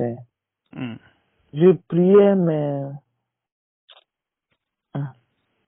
Tu demandais que, Seigneur, il faut me donner ce que je veux, machin, tout ça. Non, ce que je cherchais le plus souvent, c'est de demander que le Seigneur m'apaise, qu'il m'ouvre les yeux. Pour que tu comprennes sa parole. Oui, c'est ce que ça c'était ma prière qui était le plus souvent. Parce que je dis, voilà. Mais c'était pas aussi mauvais parce que dès que tu ouvres les yeux, à partir de là, tu vas comprendre les choses. Ouais, parce que si tu n'ouvres pas les yeux, tu ne pourras pas comprendre. Il faut que tu ouvres les yeux. C'est ça. Donc, il faut qu'il t'ôte le voile. S'il n'ôte pas le voile, ça sera zéro. C'est pour ça que vous allez voir des chrétiens qui n'ont pas la vie de foi. La foi n'agit pas dans leur vie. C'est pas parce qu'ils ne veulent pas, hein, non, mais c'est parce que Dieu ne l'a pas permis. C'est Dieu qui permet cela. C'est Dieu qui le permet.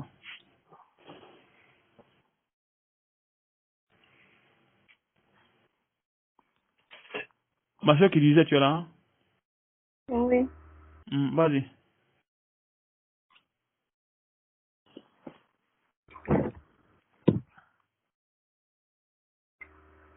Vas-y. Voici donc comment vous devez prier. Notre Père qui es aux cieux, que ton nom soit sanctifié. Attends, que ton règne vienne. Il faut t'arrêter d'abord. Il a dit quoi ici? Il dit que voici donc comment vous devez prier. Notre Père qui est aux cieux, que ton nom soit sanctifié. Tu vois ici, il dit que ton nom. C'est ça, non? Hein? Oui. Maintenant, si vous trouvez un PDG, qu'est-ce que vous lui dites? Si vous voulez demander son nom, qu'est-ce que vous dites? C'est votre nom. Voilà, tu as vu? Votre nom. Maintenant, ici, Jésus, qu'est-ce que vous dites pour Jésus? C'est ton nom. Maintenant, qui est supérieur? Jésus. Mais pourquoi vous ne voulez pas Jésus? Tu vois que le monde nous a enseigné des choses pour s'éloigner de Dieu. C'est pour ça que quand vous voyez quelqu'un, c'est un problème. Vous voyez les frères. Vous voyez le frère. Le frère, Vous voyez le PDG, mais vous ne voyez pas Jésus.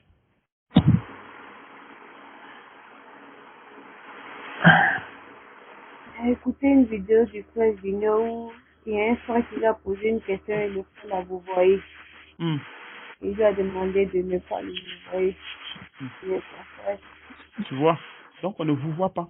Parce que vous voyez Jésus, mais pas l'être humain. Parce que Jésus, on ne vous voit pas même dans la Bible.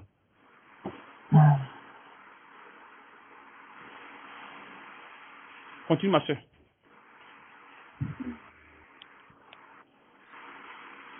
Que ton nom soit sanctifié, que ton règne vienne, que ta volonté soit faite sur la terre comme sur le ciel. Tu as vu ça? Il dit que ta volonté soit faite sur la terre comme au ciel. Quand les problèmes arrivent, c'est la volonté de qui?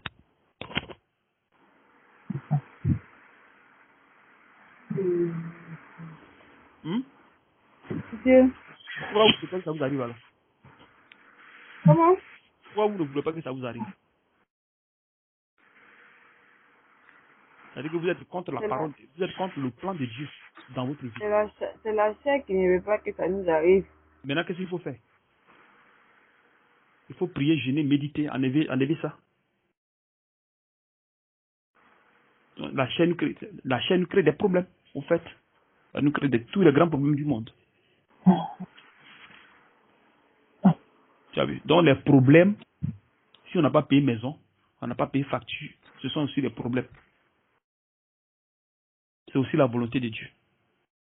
C'est pas ce qui est bon seulement que la volonté de Dieu. Non. Parce que c'est Dieu qui a créé ce monde-là. C'est lui qui a créé ce monde. C'est pas quelqu'un d'autre. Ni toi, ni moi, ni quelqu'un d'autre.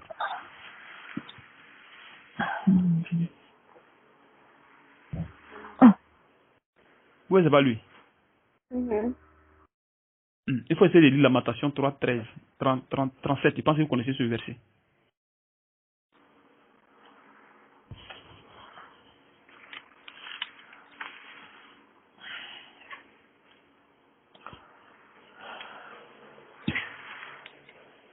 Si le Saint-Esprit nous met dans cet enseignement tout le temps, je pense qu'il a ses raisons.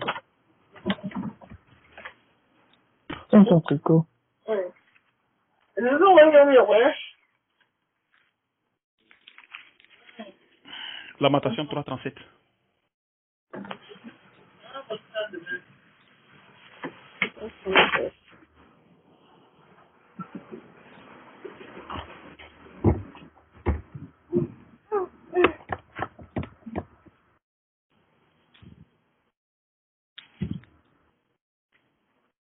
Vous êtes là, hein?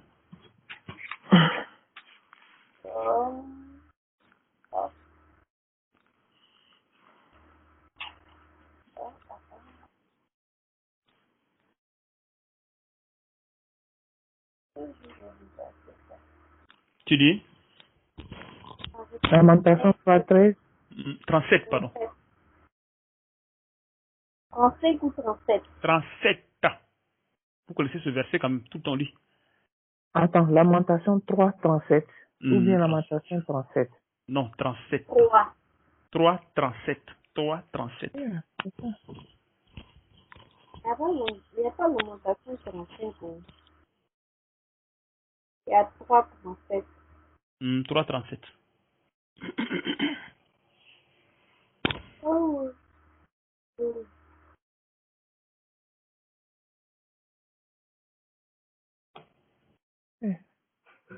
C'est vrai que je ne trouve pas ça. Et avant Ézéchiel. Non, ça me fait un genre dans... Ok. Tu l'as trouvé? Ça me donne... Pourquoi tu m'envoies à 39? 37, il n'y a pas? Toi, tu utilises Attends, le frère. téléphone? Oui, j'utilise le téléphone quand je suis...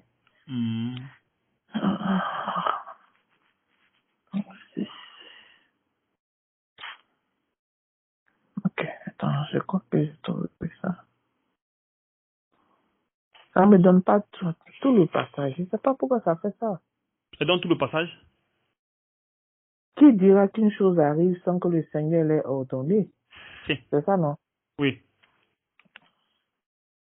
Ah. 38. N'est-ce pas de la volonté du Très-Haut que viennent les maux et les biens? Ouais, le mal et le bien. Donc, tu vois, donc la volonté du Très-Haut, que ça se passe sur la terre, là.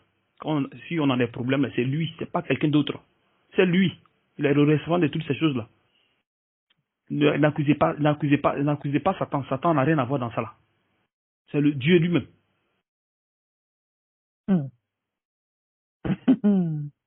Vous accusez Satan, problème des gens, non sorciers, m'a fait. Laissez les sorciers tranquilles.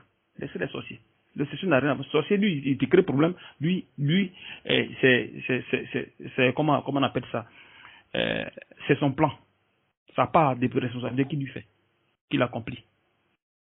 Donc le sorcier accomplit sa part de responsabilité. Avec Satan. Tout cela. Chacun accomplit sa part de responsabilité. Si tu as appris que quelqu'un t'a fait le mal, machin, chacun fait sa part.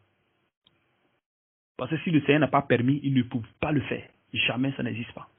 Il faut que Dieu permette cela, afin que ça s'accomplisse en nous, en eux. C'est la volonté du Très-Haut. Amen. Il faut lire Daniel 4, 37. Lisez Daniel 4, 37. Oh, Daniel. 4, 37. 35, pardon. Oh.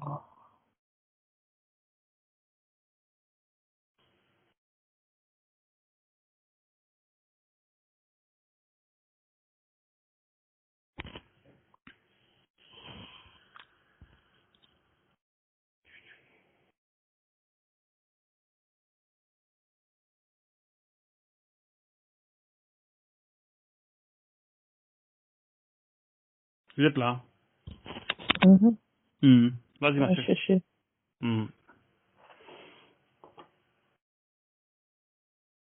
Ah, attends un peu.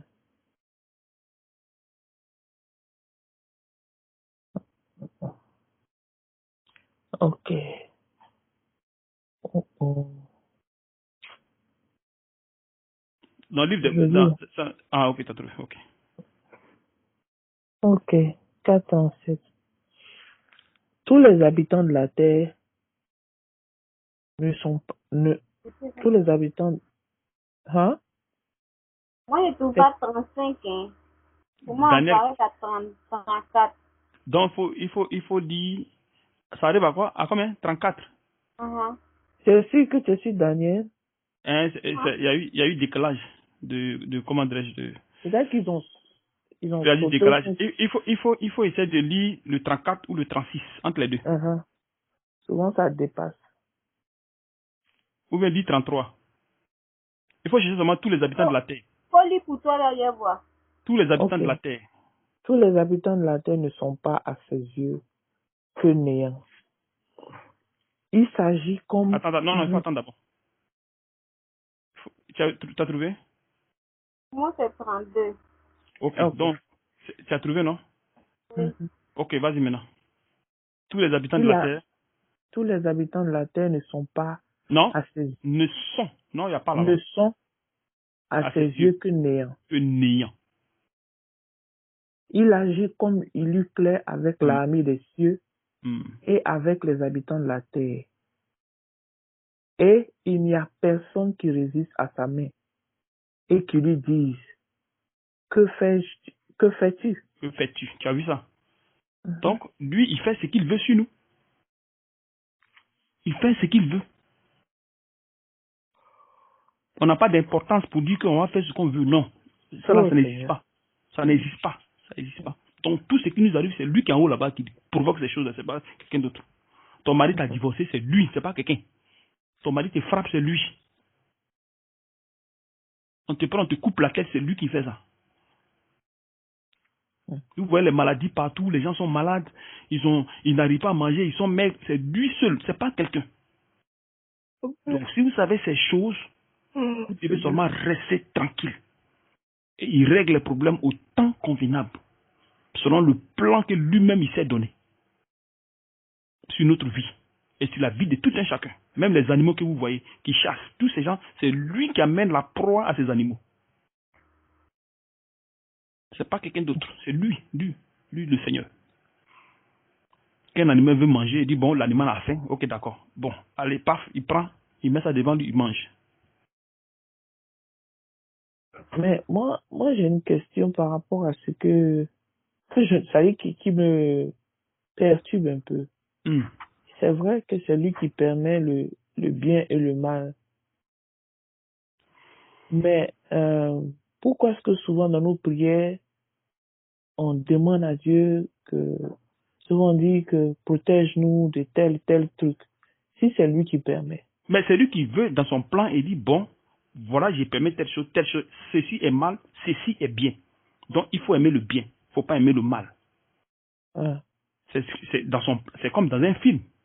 Si tu veux faire un film, on te donne ton rôle, on dit bon, voilà ce que tu as fait, ça c'est bon, ça c'est pas bon, ça c'est ci, ça c'est cela.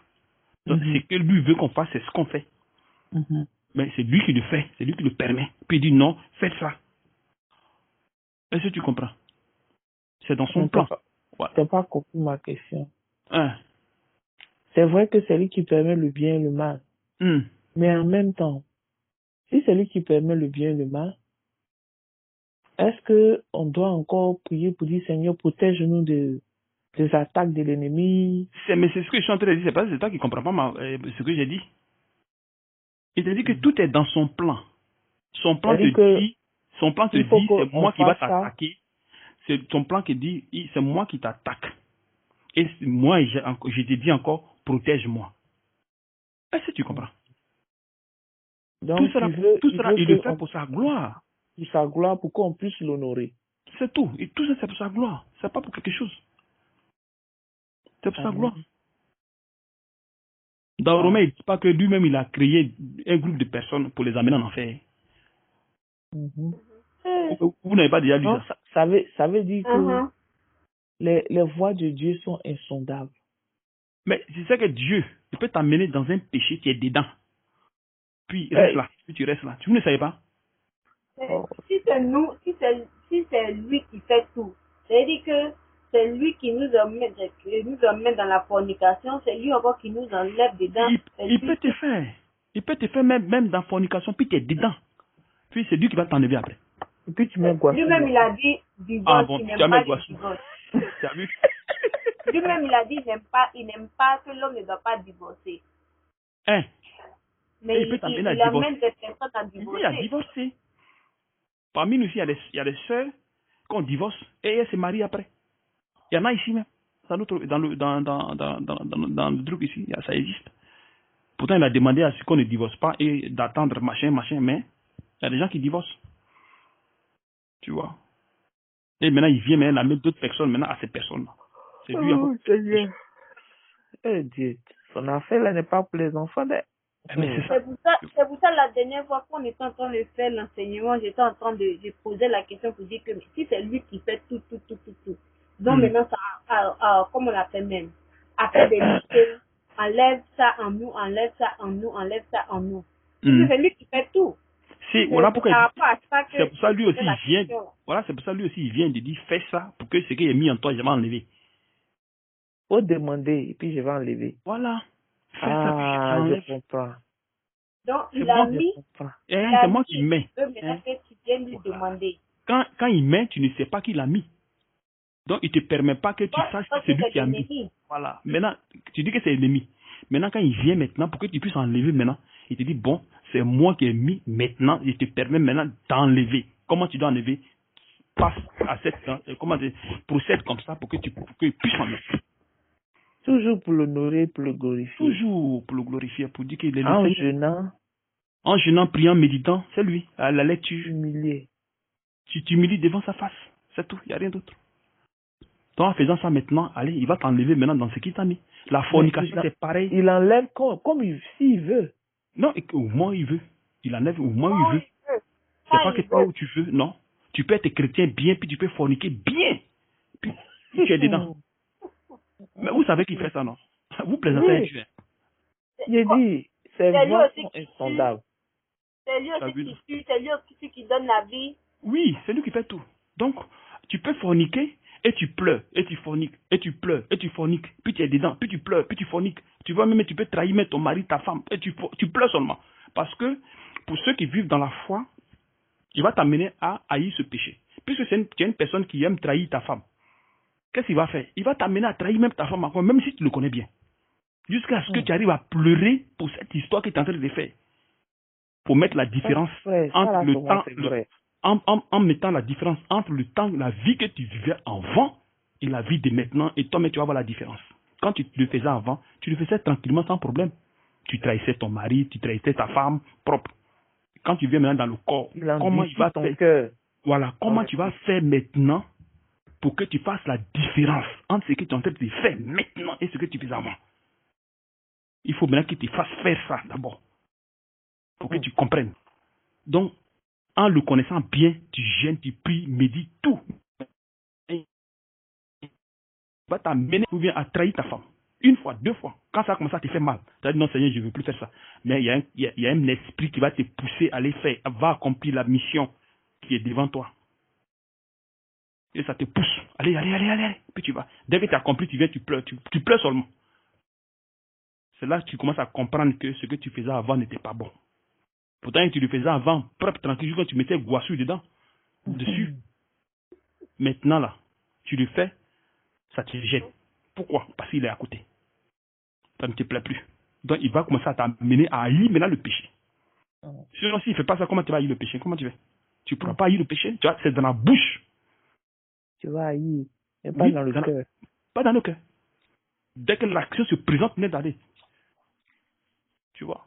Dans le cœur, comment dirais-je, enferme le péché à l'intérieur de lui, le péché est dedans. Il te fait croire que non, c'est comme ça, mon fond, non. Donc dès que la chose se présente, tu tombes dedans automatiquement. C'est comme ça le cœur fait. Donc il est obligé de nettoyer le cœur. Donc si lui n'est pas là, tout ce que nous allons faire c'est zéro. Si lui n'est pas là, tout ce que nous allons faire c'est zéro. Il faut qu'il soit là. Tu vois. Donc tu peux être chrétien, être même dans la foi même, et tu peux faire des choses, même toi-même tu te dépasses. C'est pour ça qu'il ne faut pas juger les actes des autres parce que nous ne savons pas ce que la relation qui existe entre cette personne et Dieu. Maintenant, je commence à comprendre beaucoup de choses. Tu vois, non? Parce que toi-même, tu es en train de faire la bêtise. Toi-même, tu es en train de faire la bêtise. Tu vois? Et ils t'ouvrent les yeux pour te dire que ce n'est pas eux-mêmes. Eux là, ils sont en train de pécher là. Ça ne dépend pas de parce qu'il t'a montré le mystère. Toi qui étais dans le monde, tu pensais que toi-même, toutes les actions que tu faisais, ça venait de toi. Parce que lui, il dit qu'ils ne savent pas ce qu'ils font. C'est ce qu'il dit, non? Il dit qu'ils ne savent pas ce qu'ils font. C'est pas pardonne-les parce qu'ils voilà. Ils ne savent pas ce qu'ils font. Pourquoi? Parce que c'est un plan que Dieu a mis. Donc il faut forcément qu'ils le fassent pour accomplir le plan de Dieu sur la terre. Par contre, toi, il te montre maintenant, c'est moi qui fais faire à ces gens-là pour que je les amène en enfer. Parce que j'ai informé ça, ces trucs-là. Eux, j'ai informé pour les autres, c'est moi qui les pousse à faire ça. Il va maintenant te découvrir là, c'est un mystère maintenant. C'est comme ça. C'est pourquoi il ne faut pas les haïr, il faut les aimer. Parce que en faisant ça, il peut se péter. T'aider à grandir dans la foi. Est-ce que vous comprenez? Oui. Oh Seigneur, tu es beau. Tes voies sont insondables. Amen. Tu vois un peu. Donc ça fait que, pour rapport quand il dit que, ça veut dire que vos manières de penser ne sont pas mes pensées. Vos voix ne sont pas mes voix. C'est-à-dire, on est carrément différents. Donc quand tu ne comprends pas ces choses, tu vas t'affoler. Oh, frère, je voulais demander, poser une question. Bon, ce n'est pas dans le contexte, mais c'est une question qui me... C'est par rapport au dépouillement, à la circoncision du cœur. C'est un peu dans le même contexte, mais quand on doit s'humilier devant le Seigneur, c'est-à-dire quoi, on doit jeûner. Comment est-ce que on doit véritablement jeûner? Par exemple, je m'explique. Par exemple, demain, je vais jeûner. Ici, il est quelle heure? Il est pratiquement 10h53. Dans quelques minutes, on va peut-être arrêter, si Dieu permet. Et je dois faire un jeûne demain à 6h, je commence à 6h. Et de 7h maintenant à 10h53,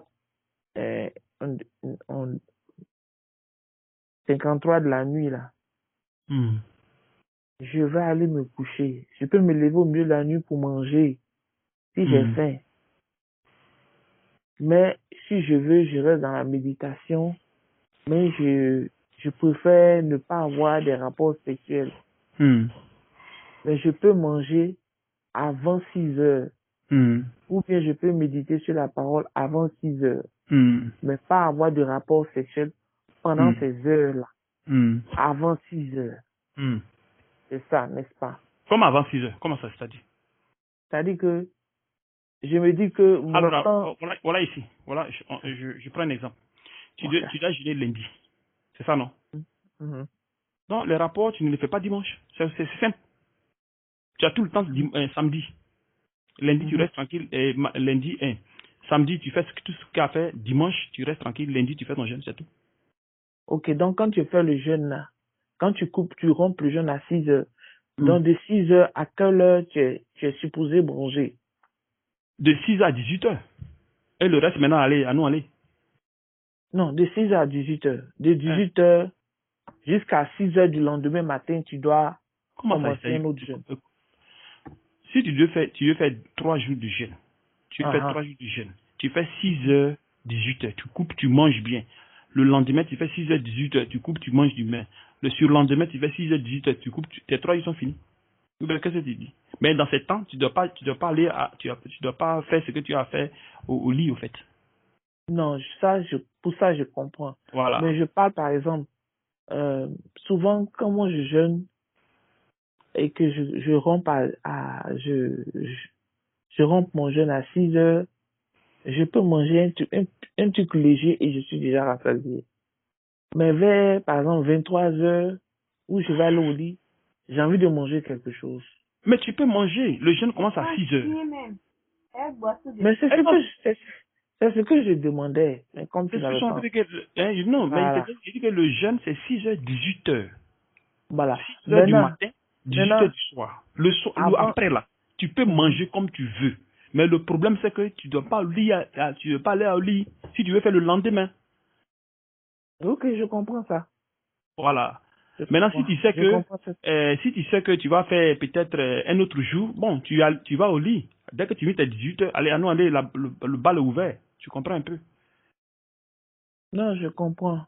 Maintenant, si par exemple tu dois commencer à 6h, tu dois te réveiller pour prier avant 6h, n'est-ce pas? Comment ça, c'est-à-dire? Pour offrir ta journée au Seigneur. Non, comme tu le fais, si tu veux le faire, tu le fais, sans problème. Parce que souvent, le sommeil peut te prendre et le jeûne commence à 6h, tu es encore au lit. C'est pas un problème. Même si tu as commencé à 6h que tu n'as pas prié, c'est pas un problème. Tu peux, au cours de la journée, il faut que tu pries. Parce que tu es là pour ça. Tu veux prier 3 fois, 4 fois, 5 fois, ça dépend. Comment que Dieu te met à cœur. Maintenant, tu pries maintenant pour le jeûne, le truc pour lequel tu fais le jeûne. Tu ne pries pas pour autre chose. Si tu dois jeûner pour demander au Seigneur le dépouillement, alors tu pries maintenant pour le dépouillement tous les 3 jours. Voilà, tous les 3 jours, toute la journée. C'est tout. Tu ne demandes pas autre chose. Tu demandes seulement ça. Là, comment ton jeûne est orienté, ta prière est orientée. Amen. Tu ne veux pas prier, tu ne veux pas faire un jeûne par rapport au dépouillement et tu vas parler d'argent. Tu vois, non? Amen. Ouais, tu vas parler de tes problèmes, non. Tu parles de trucs pour te passer. Même si quelqu'un te dit, prie pour moi, laisse-le tranquille là-bas. Fais ce que tu as fait. Parce que prier pour la personne, tu ne pries pas pour la personne. Si Dieu veut qu'elle va mourir, elle va mourir. Donc ça, tu laisses. Amen. Tu vois un peu ma soeur. Voilà, donc c'est un peu ça. Donc c'est important les jeûnes. C'est important les jeûnes. Parce qu'aujourd'hui, le chrétien, quand il dit de jeûner, ça devient, on dirait ses coups de poing, on ne sait pas. Ça devient un problème. Aujourd'hui, quand tu dis aux chrétiens de jeûner, c'est la guerre totale. Gloire à Dieu. On va jeûner. C'est la guerre totale. Ça veut dire que le chrétien ne veut pas attendre ce qu'on appelle jeûne. Non, non, il ne veut pas attendre où c'est un peu compliqué. Non, non, non, il ne veut pas ces trucs-là. Il veut qu'on lui parle de la parole douce, des trucs qui sont doux, tout est doux, voilà. Tu vas avoir l'argent, tu vas avoir un bon boulot, tu as ceci, tu as cela, machin. Non. C'est pas ça, Dieu nous attend. Non. Dieu ne nous attend pas à ces choses-là. Marcel, tu peux continuer le livre de verset dans Matthieu. On retourne dans Matthieu.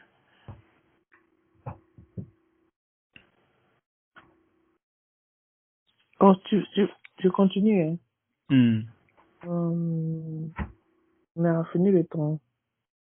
Tous les habitants de la terre. C'est que on a. Tu dis, on est sur le 9, non?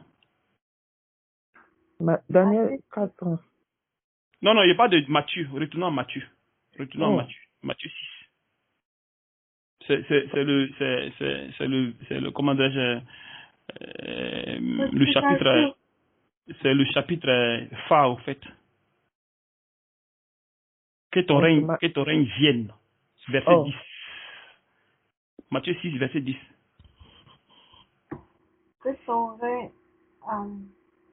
Que ton nom soit sanctifié, que ton règne vienne, que ta volonté soit faite sur la terre comme au ciel. Donne-nous aujourd'hui notre pain quotidien. Tu as vu ça? Pourtant que le quotidien, c'est lui qui nous donne le quotidien. Mais il veut qu'on dise cela. Tu vois, non? Pardonne-nous nos offenses comme nous pardonnons aussi à ceux qui nous ont offensés. Pourtant que c'est lui qui permet à ce qu'on pêche. Ne nous laisse pas... Attends, ma soeur. Attends. Tu vois un peu, non? Tu es là? Amen. Oui. C'est lui qui permet qu'on pêche. C'est pas quelqu'un d'autre. Ou bien? Wow. Vous ne savez pas? Si il y a quelqu'un va te dire c'est faux. Oui. Ou bien?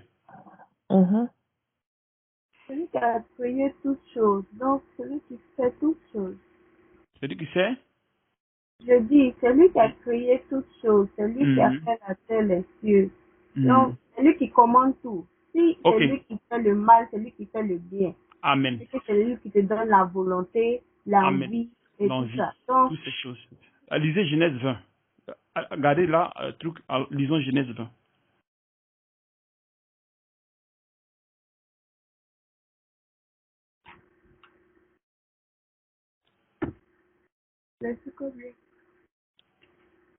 Lisons à partir de verset. Bon, lisons à partir de verset 1. Attends. Ici, lisons à partir de verset 4. Ok. Je lis. Ou bien à verset 3. Verset 3. Alors Dieu apparut en songe. Pas doucement, pour que vous compreniez ce que vous lisez. Alors Dieu apparut en songe à Abimelech pendant la nuit et il lui dit, voici, tu vas mourir à cause de la femme que tu as enlevée, car elle a un mari.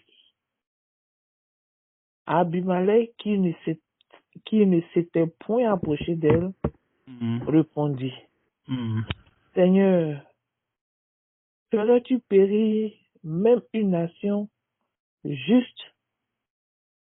Ne m'as-tu pas dit, c'est ma sœur?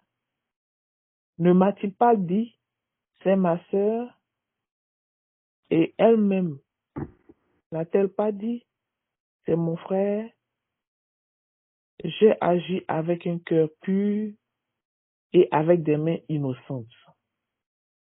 Dieu lui dit en songe, je sais que tu agis avec un cœur pur, mais t'ai-je empêché de pécher contre moi? Tu as compris? Vous avez saisi quelque chose? Vous avez saisi un peu quelque chose, non? T'ai-je empêché de pécher contre moi?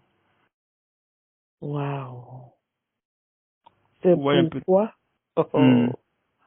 je n'ai pas permis que tu la touchasses. Donc c'est lui qui permet le péché. C'est pas quelqu'un d'autre. C'est lui qui est à la base de toutes choses. C'est Dieu, lui, qui est à la base de toutes choses. Tu vois, non? Les gens disent qu'Abraham avait menti sur ce côté où il disait que c'est sa sœur, mais n'a pas dit c'est sa femme. Parce que Abraham n'a pas menti, il a dit carrément la vérité. Et effectivement, c'est sa sœur. Effectivement, oui, c'est sa sœur. C'est pas faux. Parce que quand tu lis Genèse 20, verset 12, là, c'est bien écrit. De plus, il est vrai qu'elle est ma sœur. Fille de mon père. De son père n'est pas la fille de sa mère. Non, pas la même mère. C'est sa sœur. Attends. La fille de son père. C'est la femme d'Abraham. Ça veut dire que c'est sa sœur. C'est de l'inceste aussi. Non, mais l'inceste, ça n'existait pas avant, au temps d'Abraham. Ça n'existait pas. Dieu permet cela. Adam et Ève, comme ils sont multipliés avec les enfants, tout ça, comment ils ont fait? Quand Dieu dit de ne plus faire quelque chose, il met une malédiction. Si Dieu maintenant il dit aux gens, mariez-vous entre sœurs et frères, il enlève la malédiction. C'est lui qui met la malédiction, c'est pas quelqu'un d'autre. C'est lui l'alpha et l'oméga. Voilà, l'alpha et l'oméga. Donc le fait que Abraham marie sa sœur, ça c'est encore prophétique, c'est un truc, c'est l'image quand on rentre dans le corps de Christ. C'est-à-dire que le chrétien doit se marier à sa sœur, non à un païen. À sa sœur chrétienne. C'est ce qui est là, c'est l'image. Abraham qui se marie à sa sœur, le chrétien qui se marie à sa sœur chrétienne, et non à un étranger. Donc tout ce que vous voyez dans la Bible, c'est des trucs ça a une signification. Donc le fait qu'Abraham marie sa sœur, c'est pas pour rien. Il y avait une raison.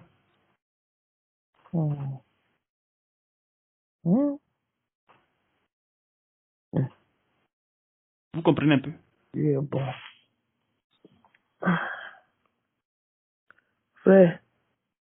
Et c'est la deuxième fois. Et c'est la deuxième fois que Abraham a fait ça. Il a fait ça en Égypte où Dieu a frappé là-bas.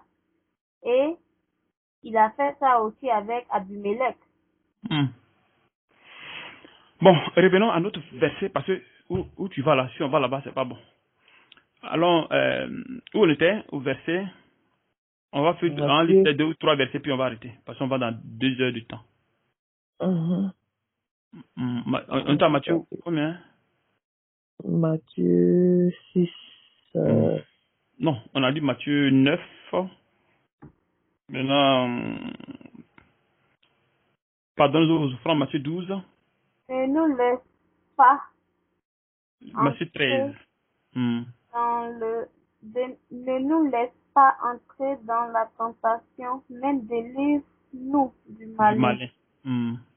Car c'est à toi qu'appartient. Car c'est à toi qu'appartiennent dans tous les siècles le règne, la puissance et la gloire. Amen. Si vous pardonnez pardonnez aux hommes leurs fautes, votre Père céleste vous pardonnera aussi. Mais si vous ne pardonnez pas aux hommes, votre Père ne vous pardonnera pas non plus vos fautes. Tu as vu ça? Lorsque vous Non, jugez... amen, c'est bon, on va s'arrêter là. On va faire une prochaine fois. Il y a les jeunes là. Tu dis? Il y a les jeunes là. Quel jeune? Verset 16, la part du jeune là. Non, moi je suis en train de dire qu'on s'arrête là au verset 15. La prochaine fois, on va faire le reste.